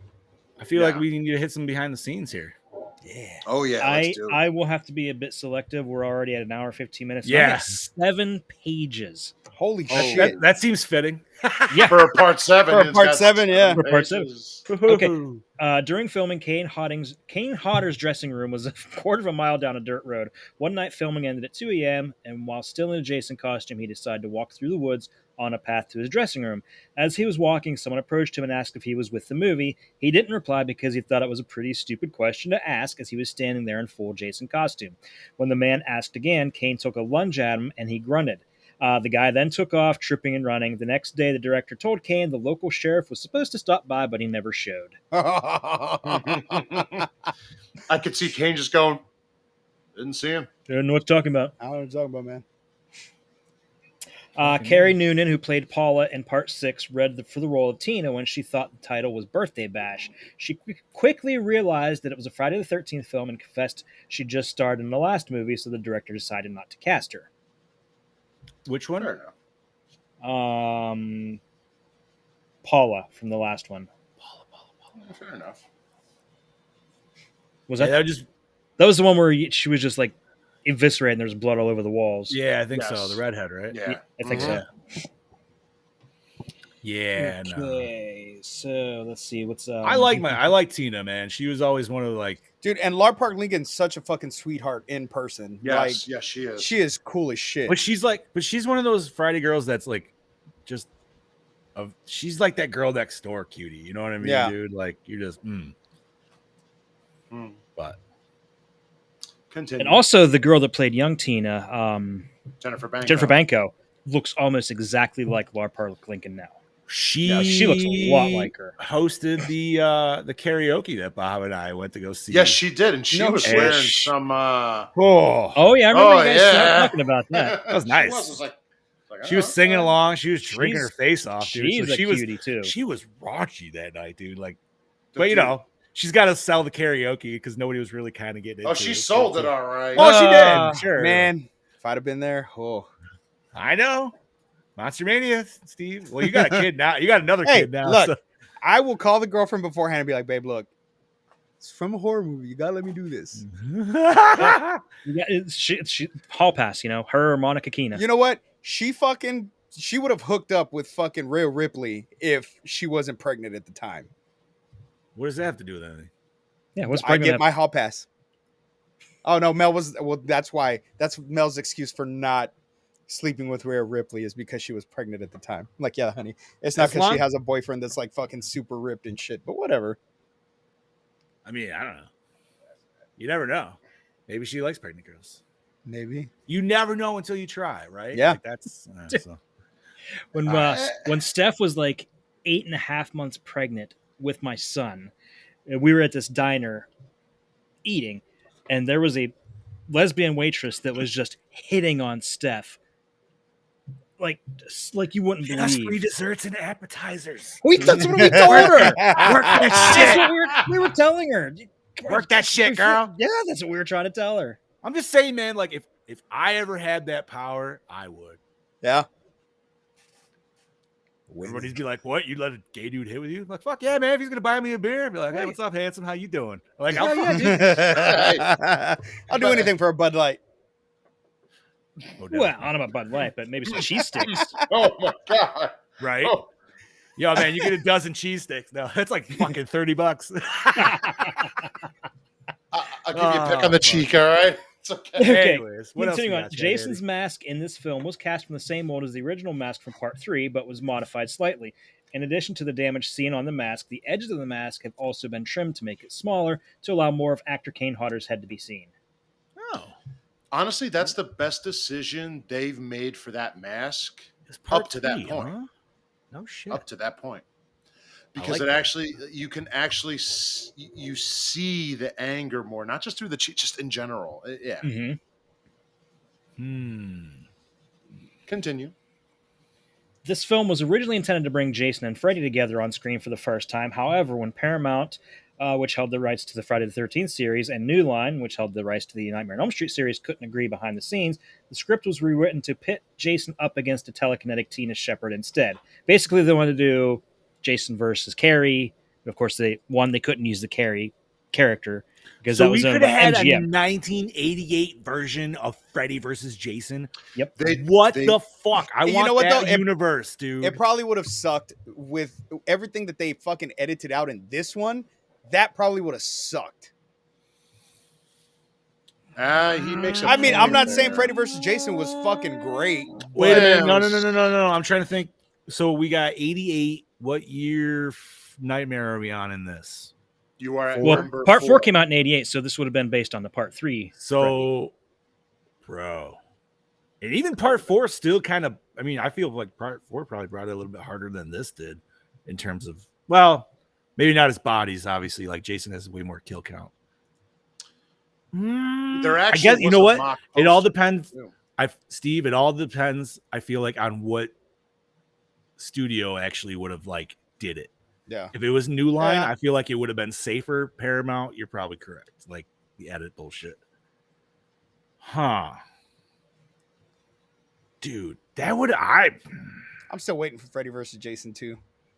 Never gonna I happen. don't know. If, Never I don't gonna need it. happen, I dude. don't I want that. need it. Honestly, I don't need want it. I don't want it. I would take it. I would take Yeah. it, but do I want it? No. Only if we get Monica Keena's meth head titties in this one. Yeah, boy, and she'd probably do it. She would. Friday vs. Jason could have been a franchise. I don't Yeah. In think its own it right, should dude. have been though. No. Well, it obviously isn't, and it wasn't. But No, but I mean, it was saying, like, it was franchised in the comics, so for sure it was, dude. They fucking they threw Ash in that shit, which made no sense whatsoever. The I don't know, I liked it, dude. It was great. Did you actually read it though? Like No. they sent I they wanted sent to. they sent Ash to help open up a fucking S Mart in S-Mart Crystal, for Crystal Lake. and it was just that's the a most, little. that was the most bizarre reason to add Ash into the storyline. Hey man, you know what? I think that's still better than when fucking Jason met up with Leatherface. I never. That's read a great those. comic series. Yeah, but do you remember how they met? Yes, Like, I do. He wandered out of Crystal Lake and somehow like No, he Brandon- didn't. He didn't wander out. They were dredging up Crystal Lake because it was so polluted, and they were Oh, building that's what it condos. was. Yeah, and his body somehow Yeah. ended up in Texas after that. Yeah, which Well, I was now like, I think right- I think he ended up on a train or something. I don't know. It's been a long time since I read it. Wait. That right there. Next intro to a new Friday movie. They're dredging out Crystal Lake and closing it down forever, and he's still there. That's how he comes back. And then you see Tina's dad dead in the background. Fuck him. Get him out of here. No. no. Anyway, continue Yeah, on team behind the ups. scenes. On the deluxe edition Blu-ray commentary track, star Lar Park Lincoln notes that while she and co-star Kevin Speartest didn't initially get along on set, in mid-2000 basically they hated each other when they first met, and they didn't reconcile until the mid-2000s. Oh wow. What? And they don't talk about that very much. Really? No, like it was so bad that he wrote his own version of Part 7, where it was all just basically a dream, and he killed Tina. Like that's how much he hated her. Wow. Boy, That's pretty hardcore. That's bad. It's bad. Okay, what else do we have here? This film serves as the longest Jason has ever appeared on screen unmasked. Yes, it is. Oh, And That's it's literally always the looked- entire third act. Yeah, Yeah. but he's so badass looking at that point. It doesn't matter, dude. Like, Mhm. and it's a good reason why he doesn't have his mask. It didn't just get knocked off. That thing got decimated off his face. So It's also the scariest looking underneath the mask. fuck yeah, dude. He's got some fucking Yeah, teeth. because I didn't like the part 8. No, man, Other part than 8 that- was You mean stupid that looking. Jack Look like a jack-o'-lantern. Shit. Yeah, with the droopy, bubbly eye. Yeah, no. Which They massacred my boy. Yeah, they did. not only that, they made him more clothed when he had less clothing after the fucking house explosion. And they literally bring him back the same way they do in part 6. They're like, oh, let's throw some electricity on this let's just motherfucker. electricity. Yeah. It worked once, it'll work again. Fuck it. Okay, so Right. in addition to the actress that played Paula in the last movie, Marta Kober, who played Sandra in part 2, was offered a role in the movie and ended up getting the job. But when she told the directors about being in part 2, she was replaced. Ooh, Oh, that sucks. What's up, Harvey? Welcome to the party, buddy. What up, Harv? What's up? we just got all the cosplayers in the chat. You know what, boys? I forgot to even say this is actually the VHS that took my virginity at 7 years old. Is that the exact This is one? the exact Nice. Yeah, fucking fuck one, yeah. dude. So did it come with the house when you bought it then? Yeah, well, because unfortunately, long story short, and not to get morbid, but both my aunts passed. That's how I got the house, so I had to clean out the house with everything. Oh, sorry. So, go. You know what? PSA: go to the fucking doctors. If you think something's wrong, go to the fucking doctors. That's all I'm gonna have to say about that shit. It was kind of their own faults, unfortunately. I love them to death, but that was Anyways, long story short, as I was digging through shit, I found it, and I was like, I'm fucking keeping this motherfucker. You have to. Nostalgia, And then, baby. dude, I stared at the back of this fucking VHS for hours as a Yes. kid, dude, before I got to watch it, just like wondering what this movie would be like. That's And- one of the first Friday the 13th I rented was because of the back of it, because all I see is Well, dude, you're just Jason staring. looking to rip him. I'm like, "What's Well, yeah, but I'm like, why does he look the way he does? Why does he look all gross and shit? You know what I mean? And then the cover itself is just fucking, like Brody said, I think it's one of the coolest covers of Friday the 13th. Oh yeah. But, Oh, also, them all on VHS. my girlfriend's here. Hi, honey. She what's joined on up? Facebook. Hey, how's it going? Okay, so continuing on, Susan Sullivan, who played Melissa, was remembered as a sweet person with a kind and humble character. The documentary, The Crystal Lake Memories, reported in 2012 that the actress Susan Jennifer Sullivan passed away from cancer in Randolph, Massachusetts. However, they were wrong. They tracked the wrong woman. Susan Jennifer Sullivan still lives in Southern California. Oh shit. She Nice. would. I think she would be a hit if she did a con. Honestly, even though it's just this, she would be a hit for this. You know what's funny, dude, is watching these and then like actually knowing Kane's height and you're like looking at all the upshots to make him look taller. And you're like, even the wife's like, I know how short you are. You know? I was like, it's the Tom Cruise syndrome, Ryan. You just got. he's just old now. He shrank. He shrank when I you think were he No, did, he, dude, like- definitely because he Yeah. was at least 6'3.5", close to 6'4". Look. There used to be this guy that used to come into the very first bar that I worked at. His real name was Alex. I went to school with this guy. This guy was maybe 5'2", tops. Okay. So when I started doing karaoke, he started calling himself Death Angel. That was his stage name. Now, Alex would dress like an 80s rocker. He had long blonde hair. He was kind of stocky, muscular, kind of.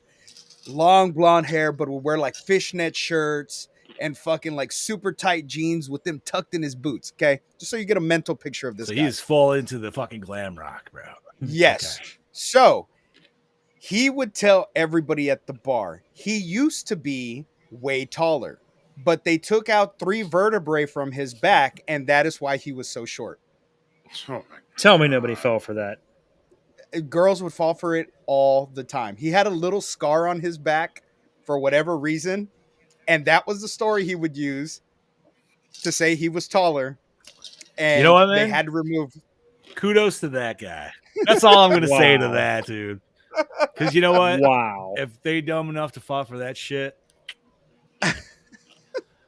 And he was like a few years older than me, so it wasn't that he got older and shrank. He was always listen, that man, height. know your strengths. You know what I mean? Like, Yeah.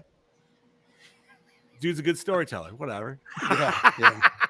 Anyways, Chad, Daddy, what Chad, else we got? continue. Okay, so originally, the director wanted Paula Irvine to play the role of Tina Shepard because she was 19 years old at the time and had the perfect teenage look and the personality he was looking for. Unfortunately, she already made commitments to star as Liz in Phantasm 2, so John was unable to cast her for that role as he was running out of time and was not able to find a real teenager between 18 and 19 to play the role of Tina. He had no choice but to cast Laura Park Lincoln, who was 26 years old at the time.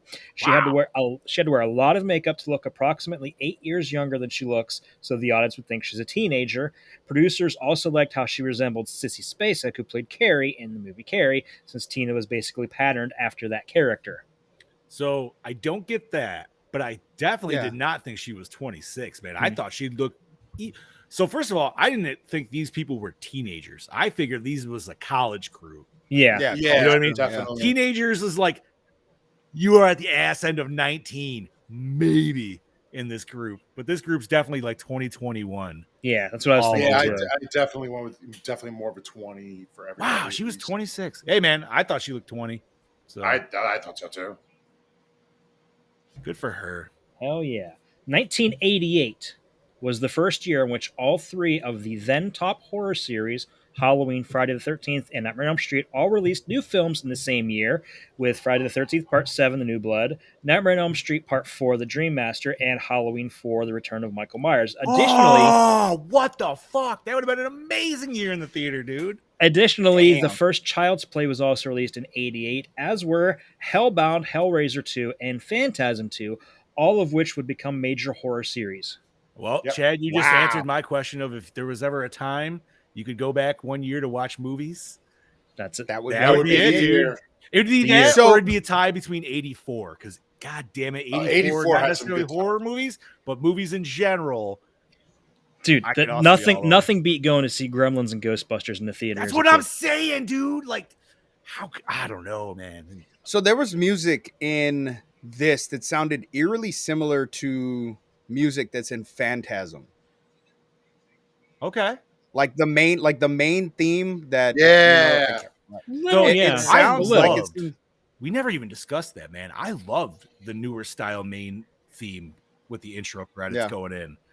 It hit hard, dude, and it made it scary. Like it made it Mhm. scarier. You know what I mean? Like I don't know what it was, but just you got out of that. I mean, we're not like disco dancing like number 3. You know what I mean? Like completely different fucking vibes here. But here's the other thing since we would all go back to the year of 88, all three of these movies came out. The following year, all three of them had, well, flops.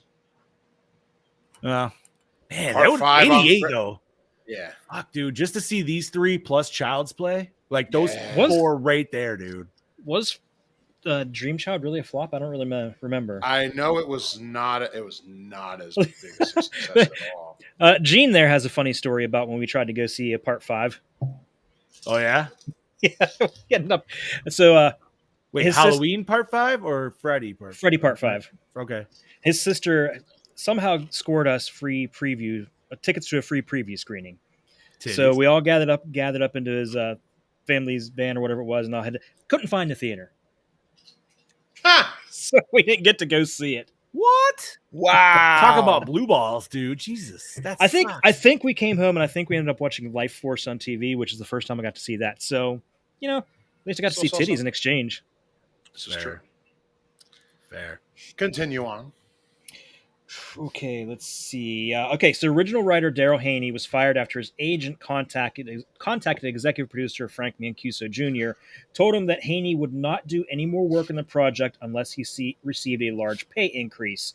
Even though Haney had never told his agent to do any such thing, the screenplay was completed by a second unknown writer who is credited as Manuel Fideo. So, like I said, that could be a pseudonym. We don't know. Okay. All right. Huh. That makes sense now. So who is this mysterious writer? Stephen All right. King.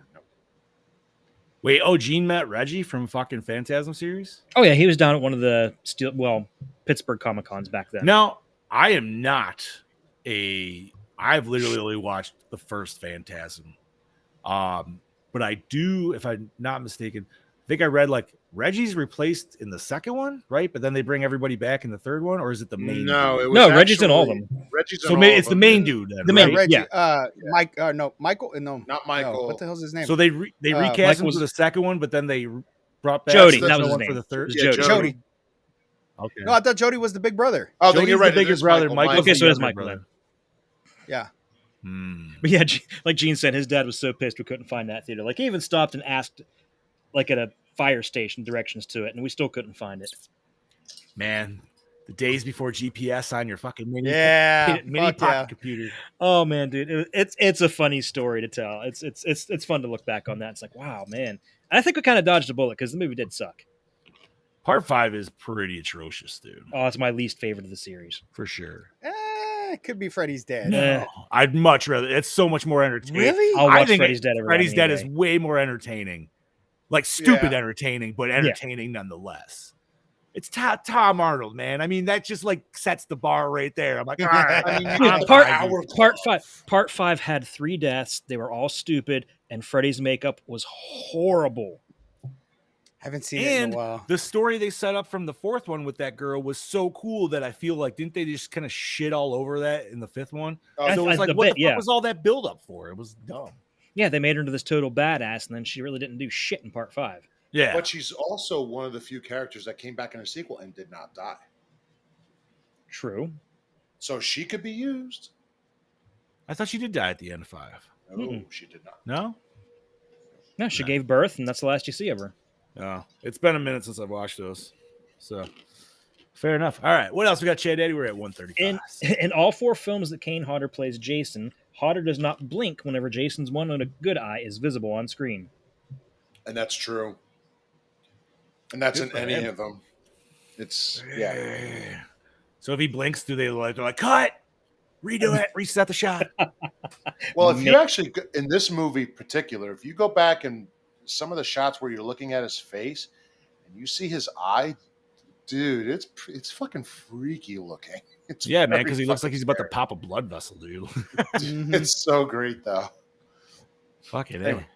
Keep Okay, going. because of the movie being heavily censored by the MPAA, fans have nicknamed the movie Friday the 13th, The No Blood. Oh, damn. That's true. As John Beekler has said, the ratings board raped my movie. Dude. right. They did. They did. All right, so maybe that's what I want to do. Instead of going back to 88 to watch it, I want to go back to like 86, 87 while they're making it. And then take out what's her tits. So that way they can't fuck with the shit. Or to at least go save the footage so we could get this shit later on. No, I would definitely be like, yo, man, you guys want to make money? This is how you make money. You make Freddy versus Jason and you make it fucking work. Oh, man. Now, Bob, Could you imagine if you could go back and you could even like rewrite the whole Friday the 13th storyline, but if you could go back into like this era and then start tweaking shit. There's one thing I'm doing if I can go back, and that's stopping Christopher Reeves from getting on that fucking horse. Fair enough. Yeah. That's what I'm doing. That's what I'm fucking doing. Or stop Paul Walker from getting into that car. Like I said, Christopher Reeves. I don't know. I don't have anything on that. Yeah, I got nothing. All right. Okay, Anything Chad, else, continue. Daddy? Okay, Friday the 13th Part 7 features Pepsi product placement within the movie. Yeah, it This is the does. only movie in the series to do so. Coca-Cola has product placement in parts 1, 2, 3, 4, 5, 6, 7, or 8. Jason Goes to Hell, Freddy vs. Jason, and the remake. Jason X is the only entry in the series that does not feature either Coke or Pepsi product placement. What? What made them do Pepsi for this one? Because it was for the new generation. Oh, good one. Oh, Zing! okay, I got That's you. it, everybody. I'm out on a high note. See ya. He pulled a George. Fucking right, dude. The original cut deaths and many deleted scenes only exist in the form of rough work print footage. The original master daily of material was destroyed, so an unrated director's cut would be impossible. Well, You know, bitch. that's the justice that John Carl Beekler deserves, too. God rest his soul. Sad. That makes me so sad. God damn it, dude. And especially like if you think of movies now, you're like, man, that wouldn't even mean shit in comparison to the stuff we see nowadays, dude. Like, what the Yeah. fuck? But whatever with the times. Okay, continuing on. Heidi Kozak Haddad, Heidi Kozak in this movie, said she has never done nudity in her career and that she had a body double in this film. Actually, a double was used in her underwater sequence, but it's definitely her taking off her jean shorts and top to show herself fully naked as she jumps into the lake. I love that Jaws scene, dude. Yeah. Yeah. Like if you think about where the POV shot is for like underneath her, and then that's where Jason's got to go to pop out when he does. It's like, damn, that was a jump. But fuck it. All right, what else we got? A few of the actors were secretly gay at the time during production, including Craig Thomas and Kevin Spirtus. Over the years, the movie has been nicknamed by fans Fry Gay the 13th. What? Friday the 13th. The No Blood. That's the first I've heard that one. I've never heard I've that never one. heard that. But I've all right. never heard that either. They talk about it in Crystal Lake Memories. So who is it? Is that the dude who was going skinny dipping? The one guy, and who was the other one? The main The guy. other one was the main guy, Kevin Oh. Blair, Kevin Spurs. Oh shit, the one from fucking Days of Our Lives? Yeah. Crazy. Had no clue. Hey man, that's what acting is all about, right? Yeah. Fucking Okay, Kane Hodder said he had difficulty with the scene where he kills the camper in a sleeping bag by bashing her into the tree because the dummy and fake blood inside was heavier than he thought it would be. The scene required a number of retakes because he kept swinging as hard as he could, but no matter how hard he swung, the sleeping bag, he couldn't get it to look right. So by the final take, he was so fed up with the situation that after he dropped the bag, he kicked it angrily. This is the shot that appears in the final film. In retrospect, he then said it was one of his favorite kills and later recreates it in Jason X. hell He yeah. said in the behind the scenes on the DVD or on the Blu-ray, it says that he says that that's his absolute favorite kill that he ever did. Yeah. I mean, he I can understand. also said that it's a nylon sleeping bag. He's wearing latex gloves. You get no grip. He's Yeah. like, I'm fucking. He's Mhm. like, I was pissed off because it kept slipping out of my hands. Oh fuck, Freddy 2 versus Jason No Toys. What? The fuck is that? Scares me. Anything else, Chad Daddy? Yeah. The following scenes were removed from the film in order to get an R rating rather than an X. Jason's face is constantly masked in shadows to avoid shots of his moldy, decomposing face. The complex makeup was made to conform to actor Kane Hodder's face, but was later deleted from nearly the entire movie when they MPAA deemed it a bit too grisly. Wait. Such crap, Wait, dude. say that again. What did they? He was his face was constantly masked in shadows to avoid full-on shots of his face. That's so You mean stupid. when the mask When is he's on? unmasked. Yeah. Oh, No, when I'm he's thinking unmasked. when he's unmasked. Well, the weird part is they didn't really shadow it very much in the house. I know. Yeah, it's like a direct, like, ha, like, hey, here It's I like- am. Okay, we already talked about the sleeping bag. Maddie's death, which is off screen in the wide release version, but in original prints, a scythe is jammed into her neck and bursts from the other side. Which would have been a great fucking ending to that. We already talked about Ben's death is much grislier in uncut versions. Jason smashes his head into a mushy pulp and blood pours down his face. Dope. Eddie's death was cut. In the original version, we see his head drop to the floor, but in the theatrical version, we only hear it. Mm-hmm. Russ's head splits open as Jason hits it with an axe. That scene was also cut. You also see a lot more blood in that version, too. Yeah, Like, there's like a big stream of blood. It was like a golf swing too that he did.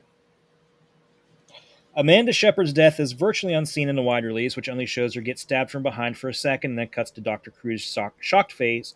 Uncut, she's impaled on the blade, which juts violently from her chest. Jason then lifts her off the ground on it and waits until she finally dies. That, if that was uncut, and we've seen it, we've seen the version, but if that was left in the movie, that would probably be favorite kill for me. Oh, 'Cause it easy. is agonizingly slow. Yeah, I could see that. Dr. Cruz was killed with a tree trimming saw. Originally, Jason tore into his gut, spilling out a fountain of entrails and blood that spurted up into the air. Which we should have fucking had, not just a cutaway and his face doing the fucking Ray orgasm face. Like, what the fuck? Melissa's death has an axe violently cleaving her face in two, splitting it down the middle in a gruesome close-up that left her eyes still wiggling in their sockets. Jason then tossed her aside, which is all we see in the cut release. Which is, I love that scene when he just chucks her over the TV. It's fucking hilarious. Yeah, The whole theater just applauded when that happened. Yeah, bro, because she is like and I love the fact that they actually call her a cunt in the movie. I was like, fuck yeah. Made me so happy. Dan's death was also cut. There was a shot of Jason's hand ripping through the front of his body with guts attached. Ooh. Dan. Oh, Dan. That's it. Yeah, now I remember. He's like the Man, first. It's just so First sad cut. that this movie just got so censored. Yeah, Yeah. okay. We talked about the him dragging the fisherman down. Michael's death was cut. Originally, Jason rammed the spike all the way through his body, causing blood to spurt out.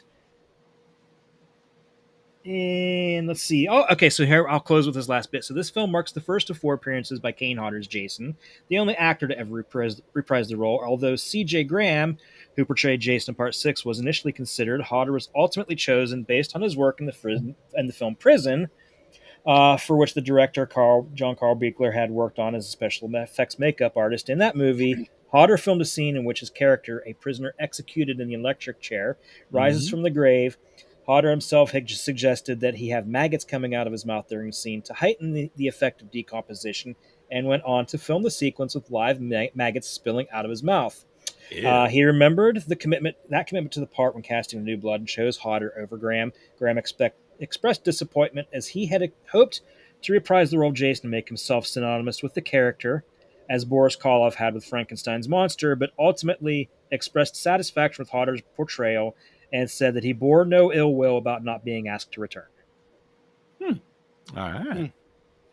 Nice. And that's all I got, boys. All Well, actually, that's not all I got, because but I had a lot more, but we're Well, crunched I will for also time. say that the makeup that they did in Prison for him, for Kane, you we want to watched talk about Prison, something. didn't we? Yeah, but We did. I've seen some close-up shots of that makeup. You want to talk about something that really was grisly? That gave Part 7 Jason a run for the money, I gotta say. It was, oh my God, ugly looking. I kind of remember. I don't remember the whole movie, but I definitely remember bits and pieces. Like I remember him like showing up at the end with all like the electricity and shit going down. Yeah. Yeah. That was like his big scene. All right, Let's do this. boys. What format did you watch this on? Scream Factory Blu-ray. Screen Factory Blu-ray. And digital. Blah. All right, douche of the film. We got Dr. two. Cruz. We got two in this movie. Yes, we do. Dr. There's Cruz, Dr. Cruz and and the Melissa. cunt. And yeah, Yep. yeah. I thought you were gonna go with her dad, which I could see. Or Oh, dad actually, that's too. Yeah, great. that's true.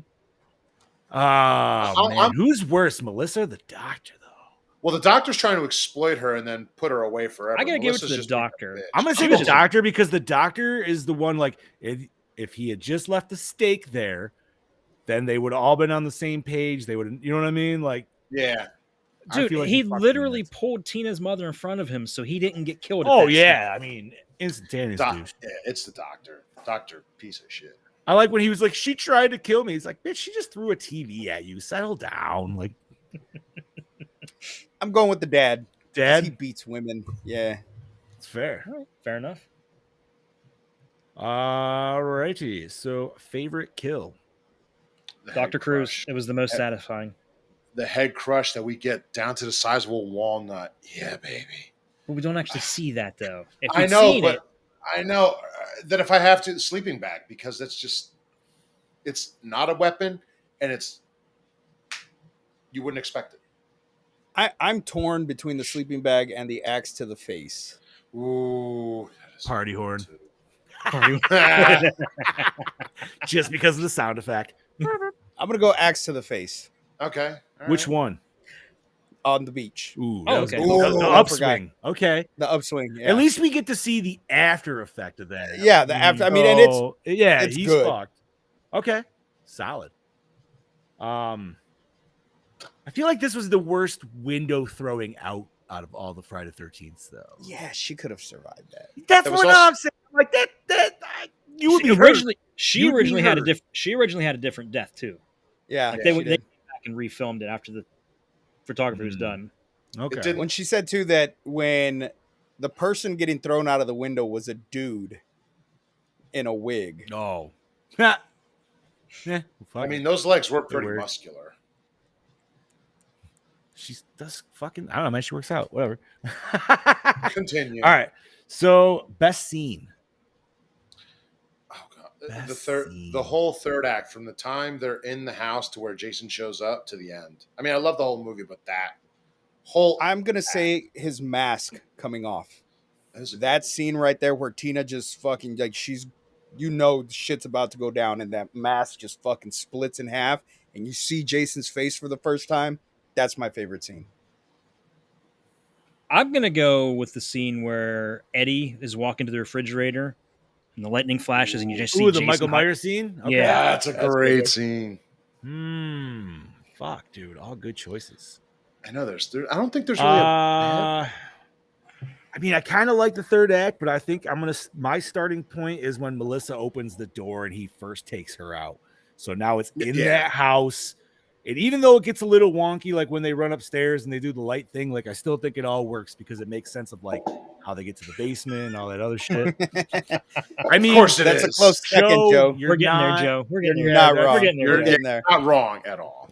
But I also like the scene in the first, and I don't know why, but I just think like it looks cool. But like the first standoff between Tina and Jason when he's like in that puddle and she tries to electrocute him and shit. Because we get some of the usage of her powers, but he's still looking fucking scary just standing there near a puddle some fucking how. And like, yeah, I don't know. That kind of works. All right. So worst moment or scene. Uh, I would say all the cutaways from the kills. That's fair. that, We or I definitely would got posed say, on that. Worst moment is the scenes that they cut. worst That's what I'm moment is saying, seeing yeah. her father come up from the underneath. I the was lake and thinking there's that nothing myself. wrong I with was him. like, He had a little sludge on his face, a little bit. yeah, but you right would have here. gotten that if you just went in there like right then and there. You know what I mean? You know what? I'm gonna go with the ending. I feel like the ending just didn't, like Brody said, man. Like the death of Jason just seemed kind of like meh, and just It could have been something greater, As- especially with her having those powers. yeah. And as much as It we could have got been in this something a lot movie, cooler. as much as like story wise we got in this movie, it was pretty solid. So like, just seemed kind of like a shit ending. Like maybe she should have like used her powers to like start hitting him with shit, and it's flying, and like big old chunks of the house are just fucking flying, and she hits him with like half of the house, and he goes flying into the lake. I mean, she did make a roof fall on him. Yeah, So I'm saying, man, she could have at least like taken his own machete and started like hacking him up and shit, dude. But There wasn't a machete at that point. like the scene in True. Freddy versus Jason where fucking Freddy's hitting him with all those fucking gas containers. That's what I was thinking of when you mentioned about her Like throwing that, shit at but him. with man, the torpedoes. debris at the fucking house. Yes, that I would have liked to have fucking seen. Fuck yeah. You know what, man? I don't give a shit, dude. I love how leaky, like liquidy that end scene in that is. Yeah, Like everybody's just spraying and pissing blood everywhere. Like it's ridiculous. All right. So opening scene hook you in. Are we Yep. going Yeah. initial opening scene of the movie? Or are we going intro like that kind of thing? I'm going to opening of the movie. Yeah. That's So the right there. prologue, Once you start the prologue, The once prologue. that All right. shit hits, I'm Yeah. like sold. Because honestly, Let's go. that was almost going to take best scene, but I'm like, I don't know if that technically could be a best scene. I was 'cause it thinking that too. I scenes was going to say that from too. all the other movies. I was So going to say that too. but yeah, opening scene, 100% dude. I Yeah. love that intro. God damn. I think we talked 10 minutes enough on that shit. We did. All right. Most attractive character. Robin. Yeah. I'm not even going to disagree with that one because her titties were yummy. Yeah, My God. yeah. I mean, can't Lara disagree. Parton was cute too. I'm not going to say she wasn't. And honestly, what's your name, dude, who got the party horn? She was pretty hot as well. Yes, she was. Like, I thought so too. she kind of had that attitude that for some reason I'm very attracted to, where she's like very like pissant and everything, but she still wants you to like cuddle her. All right. God. Uh, You only laugh because you know exactly what I'm talking about. Anyways, are we all in agreement though? Is it Robin? I think it's yeah. Robin, yeah. All right. That's an Yeah. easy across the board. That's fine. And she smokes. I am finding so many of my own flaws in this movie right now, dude. This is why I play the killer. Okay. Yeah. Is this why I'm attracted to redheads that smoke, dude? All right. So let's see. Did the score set the mood? Fuck yeah, man. Yeah. I Oh, yeah. love Yeah, it this did. score. Yeah, I own it on disc. It's one of my favorites. Yeah. Easily. It goes a lot harder, or at least that's how I feel. Best song? Whatever This one- song was playing at the party. Yeah, Yeah, this one didn't have a song like the last two movies did. 6 did, 5 did. Was there a song? Oh, you mean probably at the initial party there was scene, right? there was a Yeah. song playing like very faintly when they pulled up to the house at the beginning, but I don't really remember. Yeah, you don't What it really was. hear it. All right, so best song's thrown out the window. Fuck that. Favorite character? Favorite character? Jason. God. Well, yeah, Jason. That's a given for me. But if I had to pick someone who, I would like go the with Space Nerd, dude. Space Nerd. Yeah, I could. He just reminds me of what's his name from Part 4, and I was like, oh, this just feels like his cousin or some bullshit, dude. I'm actually gonna go with Tina. Tina, all right, Yeah. See, Chad, Daddy. I You know like what? this- Also, you know, I the space nerd. The space nerd was a little too nerdy, though. He took That's it a fine, little bit too far. but he got a headbutt on Jason. I mean, he already had his head cut off, but still, Yeah, he did get a headbutt, a decapitated headbutt. I love that scene. It's stupid. Fuck it. I'll go with Tina. What the hell? Tina, all Yeah. right. Was it scary? As As a kid, yes. Yeah, as a kid. As yeah. an as a adult? kid, it was. No. But as an adult, no. God damn, I really wish we had those kills. God damn. Does it hold up today? For the most part. I still, I would say it still does. Yes. Yeah. I still enjoyed myself at the end of this movie. Yeah. Like I already Yeah. knew what I was getting, and I still am just like, yeah. Because honestly, I hate Part 8. Next episode we do on this shit, I'm gonna probably fucking shit all over Part 8. Jason dude. takes Vancouver. Jason takes a boat Jason ride. takes I was gonna say he takes a boat ride. The audience takes a nap. Fucking A, dude. I mean, I'm still excited to talk about it, but Yeah, no, it's one of those yeah. ones. Okay. How is the acting? Not great. Very soap opera. Yeah. I feel like Brody already hit it, dude. Like you just Yeah. already know what you're in to accept for this shit. It's- This yeah, is it- part yeah. 7. Not much to get, but you still got something, but not much. Probably the doctor was probably the best, and the mom maybe. Yeah, even the mom's questionable. She was kind of soap opera-y. Fuck it. All right. Did we like the cinematography? And I'm gonna Really say some of it, yes, because I still love that back shot of Jason coming out of the fucking lake, dude. Shit's And the fucking money. standoff scene, like you said. And the Yeah. and the shot of him hiding in the corner and the lightning flashing. Yeah, it's Those are fantastic. cool shots. So, Yeah. Those are cool shots. So yeah, we liked it. all I would right. give it a B plus. Did we like the premise? Yeah. Jason, of versus- course. Jason Well, versus girl I psychic. did, but I would have. I did, but I would have didn't. liked it a little better. Yeah. I did, but I didn't because the whole Jason fighting a telekinetic girl. Yeah. Look, if we can have a guy come back from the fucking dead over and over again, why can't a girl have telekinetic powers Yeah, in still, this it's- world? I think she can, and I'm glad that she wasn't like ridiculously like Carrie strong. Yeah. Like Yeah. I know that's Dark what they Phoenix wanted. strong. Yeah, because then at that point she could have literally just like fucking picked him up and just ripped him apart with her own mind. That you know what I mean? Like been like See, that. Not much of a Like fight. Brody just said, she could have torn him apart limb from limb. Mhm. 100%. See, dude. I would have liked an ending a little bit more like we said before. Jason got blown out of the house. They get picked up. Someone gets murdered by him, and then he finds his mask, somehow puts it back together for himself. It gives him a more gritty look for the next movie. Well, Buechler had talked about doing a part 7.5. He said if I ever got the chance, I would do a part 7.5 and I would continue the story after the fact. And Jason would basically be in the hospital looking for Tina and what's his face. And he would go around, basically, the hospital kills. The original idea they had for part 3 then. Yeah. Yeah, I don't know. I almost wish at that point like they could have changed her power and made her almost be like a pyrokinetic or something like that. Like you know what I mean? Like then maybe different kind of a fight. Like Charlie from Firestarter. Well, she Yeah. did kind of have pyrokinesis though. She A did. little bit. Yeah, no, she did. I mean, was able to shoot it out of there, so for sure. And she ignited the matchbook. Yeah. No, you're right. Yeah, I don't know. I just feel like her, besides in the basement, which it was utilized well, I feel like it should have been utilized better outside, not Yeah, just I agree. bringing Dad back. Or the dad battle should have been way better. You know what I mean? Like Dad should have came in.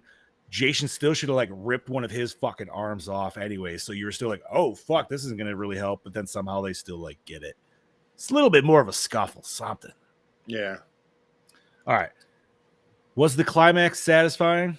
I'm going to answer like my girlfriend does No. when they ask her that question. No. No. What climax? There was What one? climax? What are you talking about? Yeah, Yeah, right. I agree. Just felt like it ended. Okay. So recycle, rewind, remake, or reboot. Rewind. I'm gonna rewind it, but god damn it, man, if we could ever get, like Steve said earlier, our unrated cut, Give me that. Agreed. Rewind. Okay. Let's Rewind. rate this Recut. Recut. There you go. Let's rate this bitch. Brody, start us off with a 4.2. Bobby, what do you got, buddy? 4.0. 4.0. Scoops. 4.2. 4 point deuce. Yeah, daddy. 3.8. Being honest with yourself. I love it. And I'm going to go with a solid 4, and I feel like it's also nostalgia going on there, but that's you know what? I'm going to go with Chad Daddy. I got to go 3.8, man. They fucked us on our kills, dude. Yeah, that's what dragged it down. They to fucked us 3.8. on our kills, so 3.8. Sorry, I didn't mean to bite your steez, but it does make sense to me. All right, so we have an even 4 for That's fair. Friday the 13th, Part yeah, 7, The New Blood. All right, Chad Daddy, we've mentioned it only a million times this episode. What are we fucking watching next week? We didn't mention what we're watching, but we have mentioned said series. Next What are we week. watching next week? Next week, get ready to get your balls out. We're watching Phantasm. Fucking right.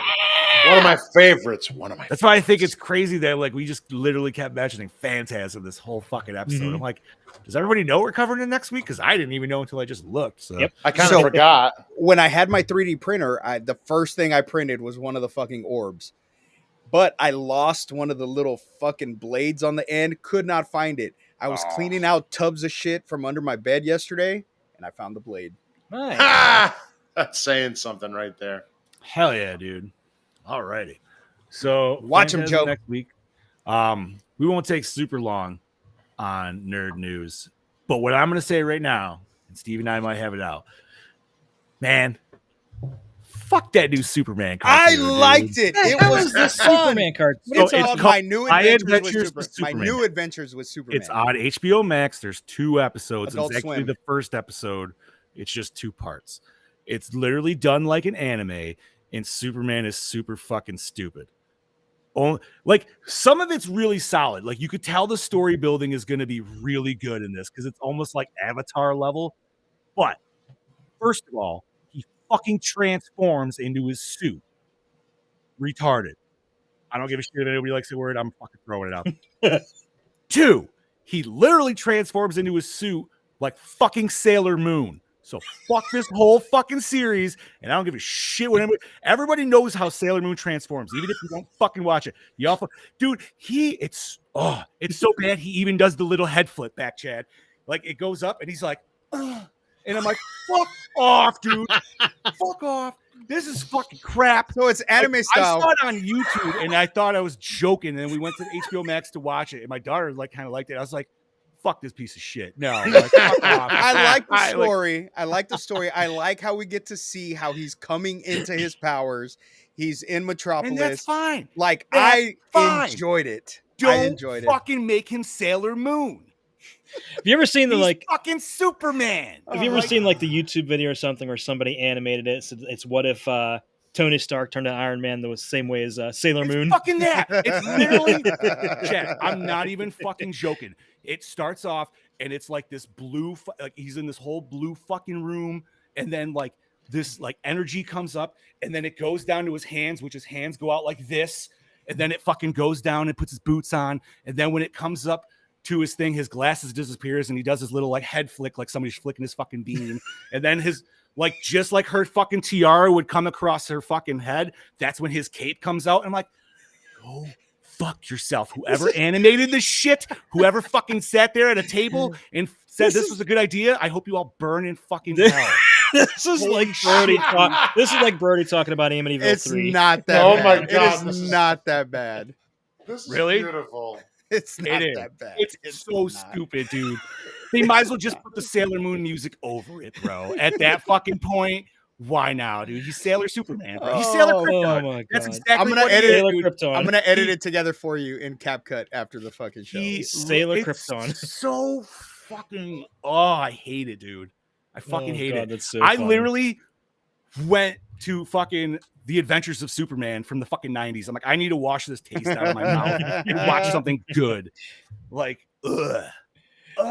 Brody just agreed with me. It's like he sounds just like his fucking Amityville 3D rant. Because it's Dude, just, that rant like- was wonderful. I like Superman too, man. Why you gotta fucking make him like, stop, dude. It's just so bad. It's I don't know. Hold on. I wish we could show videos and not get flagged. I would fucking put. We're that not shit going to up get here right now. flagged. We're not going to get flagged. Homie, we've been getting flagged for Yeah, shit that we don't- posted a year ago, man. They Don't do they that. don't. Like Disney came after us hard. I am not What? fucking with them shit, dude. That's why, to get off this topic, I want to talk about the good topic that everybody saw today. but we're not Wolverine. fucking Yes, we right, saw dude. that. We Yeah. saw Wolverine in our legit, nice yellow and blue Wolverine costume. Yes, it looks And nice. he's looking fantastic, dude. I can't wait till I- everybody starts I can't wait to cosplaying see the that shit, mask. dude. I cannot You know, wait to see the mask. I wonder. I almost wonder if they're gonna play it in a joke form where Deadpool's making him wear the costume. Oh, I'm So willing to bet supposedly they this will. is not the Logan that we know. This is a different Logan. If that makes sense. Obviously, it's all multiverse of bullshit, but Yeah, it's supposed to take place in the part of the multiverse where Doctor Strange went. And the fact that they're bringing back like what's her name as Elektra. Supposedly, there's rumors that Affleck's fucking gonna be Daredevil in it. Wanda's in it too. Is she? Yeah, she's but it's the Wanda. It's the version of Wanda we saw possessed that Okay. killed the whatever the fuck they were called. So it's the Illuminati. Wanda. It's the Wanda that still has her sons. Yes, it's supposed to take place in that universe. And then supposedly there's a rumor that the Hulk is working, a variant of the Hulk is working for the TVA going after Deadpool and Logan. And there's supposed to be a brutal fight scene between Wolverine and the Hulk in the forest. So we could finally fucking get one. Oh, bro. I hope. Bill- I hope it's the Eric Bana Hulk. It's not. They already Ah. they already said it's going to be Mark Ruffalo, Nah. Oh fuck him! which I would give me Edward Norton. Give me Edward Norton Yeah. Hulk. Give me anyone. I but don't see. Ruffalo. I don't see Edward Norton Hulk. Okay, like I could see that variation of Hulk fighting a Wolverine, but not that variant. If that Yeah. makes sense, like I feel like that would be almost in like the Logan verse. Like that would work a little bit better, just because it's Yeah. more Brutal. Dark. like yeah. Thank you. But yeah, so that was awesome that we got that, dude. And that shit blew up like a motherfucker. Like Brody Yes, said it it to did. me, and then literally I went to like whatever fucking thing, and Oh it yeah, was and then it was everywhere, everywhere. dude. I was Yeah, like, oh, it didn't shit. take long. See, and I didn't think it was legit, but then I saw that Ryan Reynolds had posted it, and I was like, "Oh fuck!" Well, Brody posted it originally from Hugh Jackman's page. Yeah, he I was gonna say, posted Hugh it Jackman first, posted which it. I was like, oh shit. And if you But- look at the suits, the Deadpool suit and the Logan suit, they kind of look like they have the same stitching. So that's what I'm saying. I wonder if Deadpool's making him wear the suit, or was like being annoying. You got to put it on. You got to put it. You I have just hope to he wear just this. has it. I just hope he has it. Like, just that's all it is. That's what it should have fucking been. Yeah. But Gene says Deadpool 3 is going to bring down the MCU. In a good way or a bad way? I'm fine with I it think he means. either way. I think he means in a good way. I mean, We're fine either way though if it's bad. I mean, it's Deadpool. My It's my gonna- only it's gonna do worry. huge money. My only worry is that there's a fucking writer's strike going on right now, and that is Oh. my only worry. But I'm not worried. and maybe, no. but I'm maybe not that worried. gives Ryan There's- Reynolds and Hugh Jackman more pull. There's plenty of time between release date and now that they can. I'm sure the writer's strike will be resolved by then, and they can go in and do reshoots and fix. Well, little not even things on in it. reshoots, but anything that, yo, man, he's got a mask. You can't see his. He can fucking voice over anything else after Yeah. the fact. They can reline that shit, no problem, and they probably will.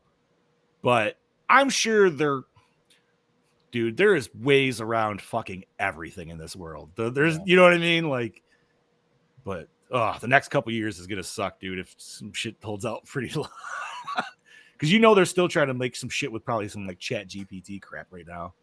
So like we can make a movie script with that. Oh, you totally can.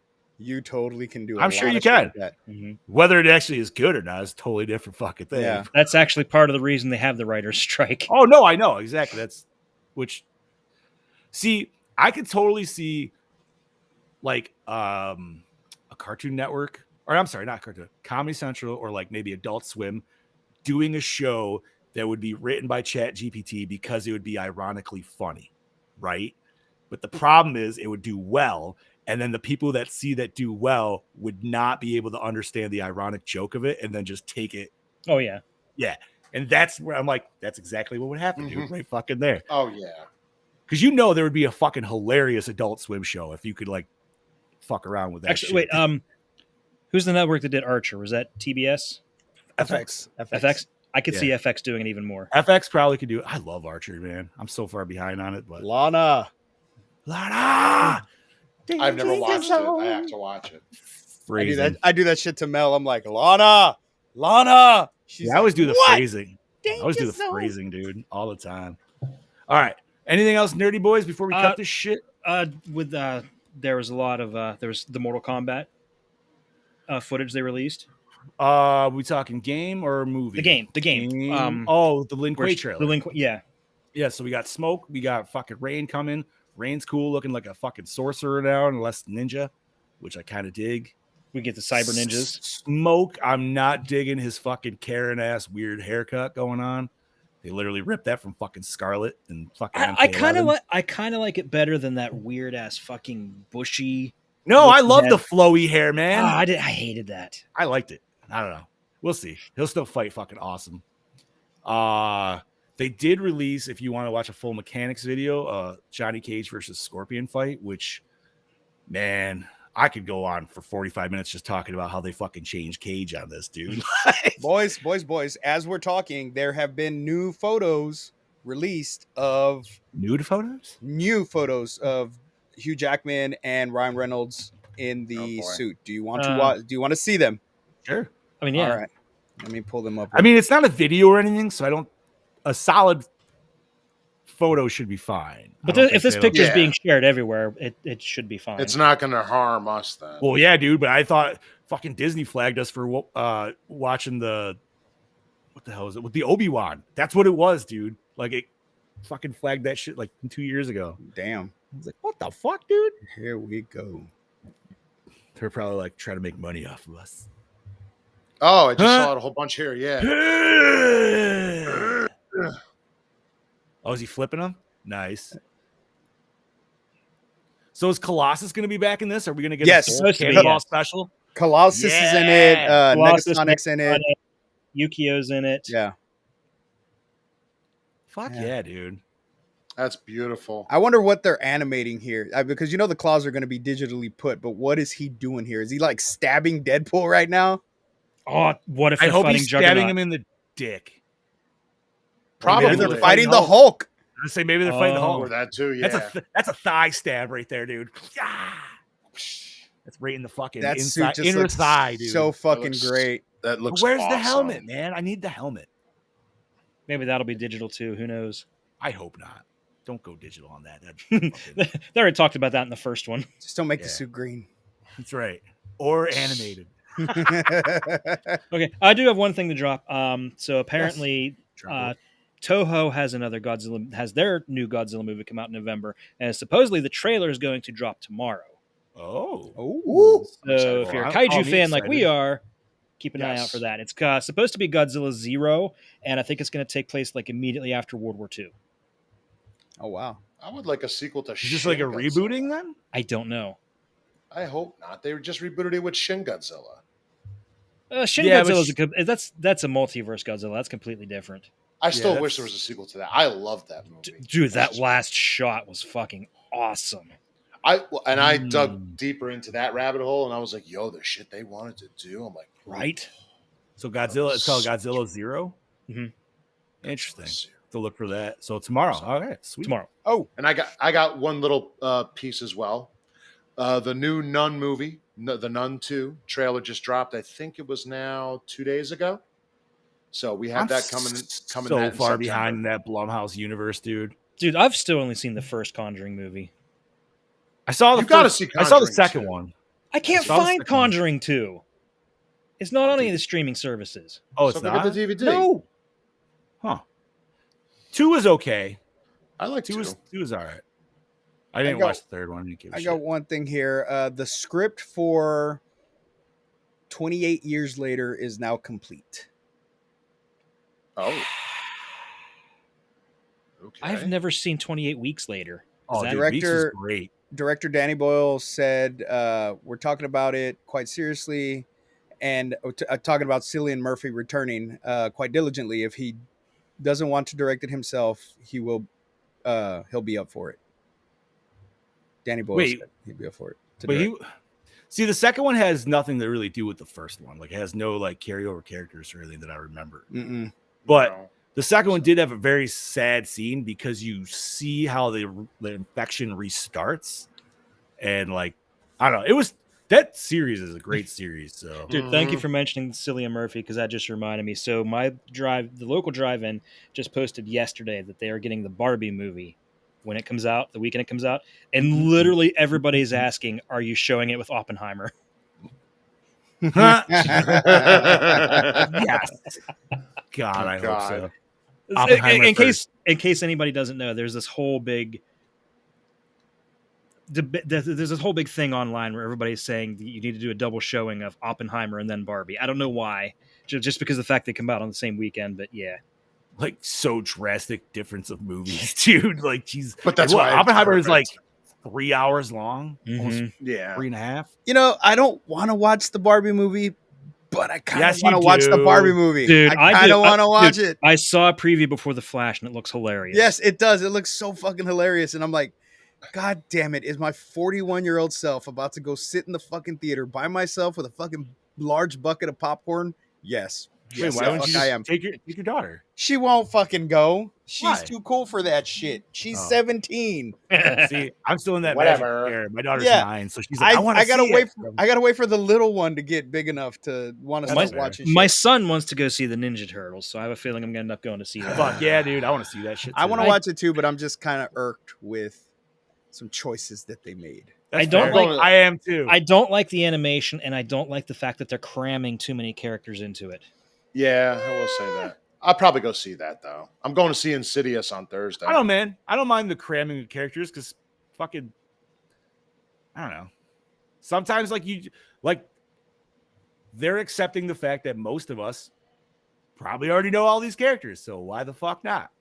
So I don't know. Sometimes I appreciate shit like that. Sometimes it's a little too much when they try to give each individual person their own like segment. It's like, nah, you don't need all that shit. Just do what Spider-Verse did and just have them there. And it's like, all right, now we can fucking pass again. Like, that's all you need. Anything else, boys, before we clear this up? We are at 2:16. that's So it. Yeah, we Snyder cut this episode. So. fuck yes, Yeah. we did. 4-hour bitch. All I'm right, starting Bob, to feel it in my back. Let's do this. and your ace. At 2. This is your Killing Machine, Bobby and Monsi, and we'll see you next week for Phantasm. This is your host with the Ghost, Prince of the Paranormal, the Duke of the Dead, Lord Scubacabra, saying, see you next week in the mortuary. Ooh, this is your Dark Lord of Knowledge. Your Chad Daddy saying, don't forget next week, get your balls out for Phantasm. Nah. And this is your Fluff Master Supreme, Big Johnny D. You're saying, remember that dude actually has sex with the gray man, or the tall man. So you, The tall man. That was in the second one. Oh, yeah, that's the second one. Wait, no, the first. Oh, it is right. the first one. You're Yeah, right, it it was is in the the first first one. one. No, You're right, no, it was no, this it's- from the Oh very my beginning. God, why You're did right. you just ruin that? Oh, No! And on that note, watch Phantasm and join us next week, Gorehounds. Thank you once again for joining us. And this has been the Gore More Podcast. Oh, yeah. Stay fresh, cheese bags.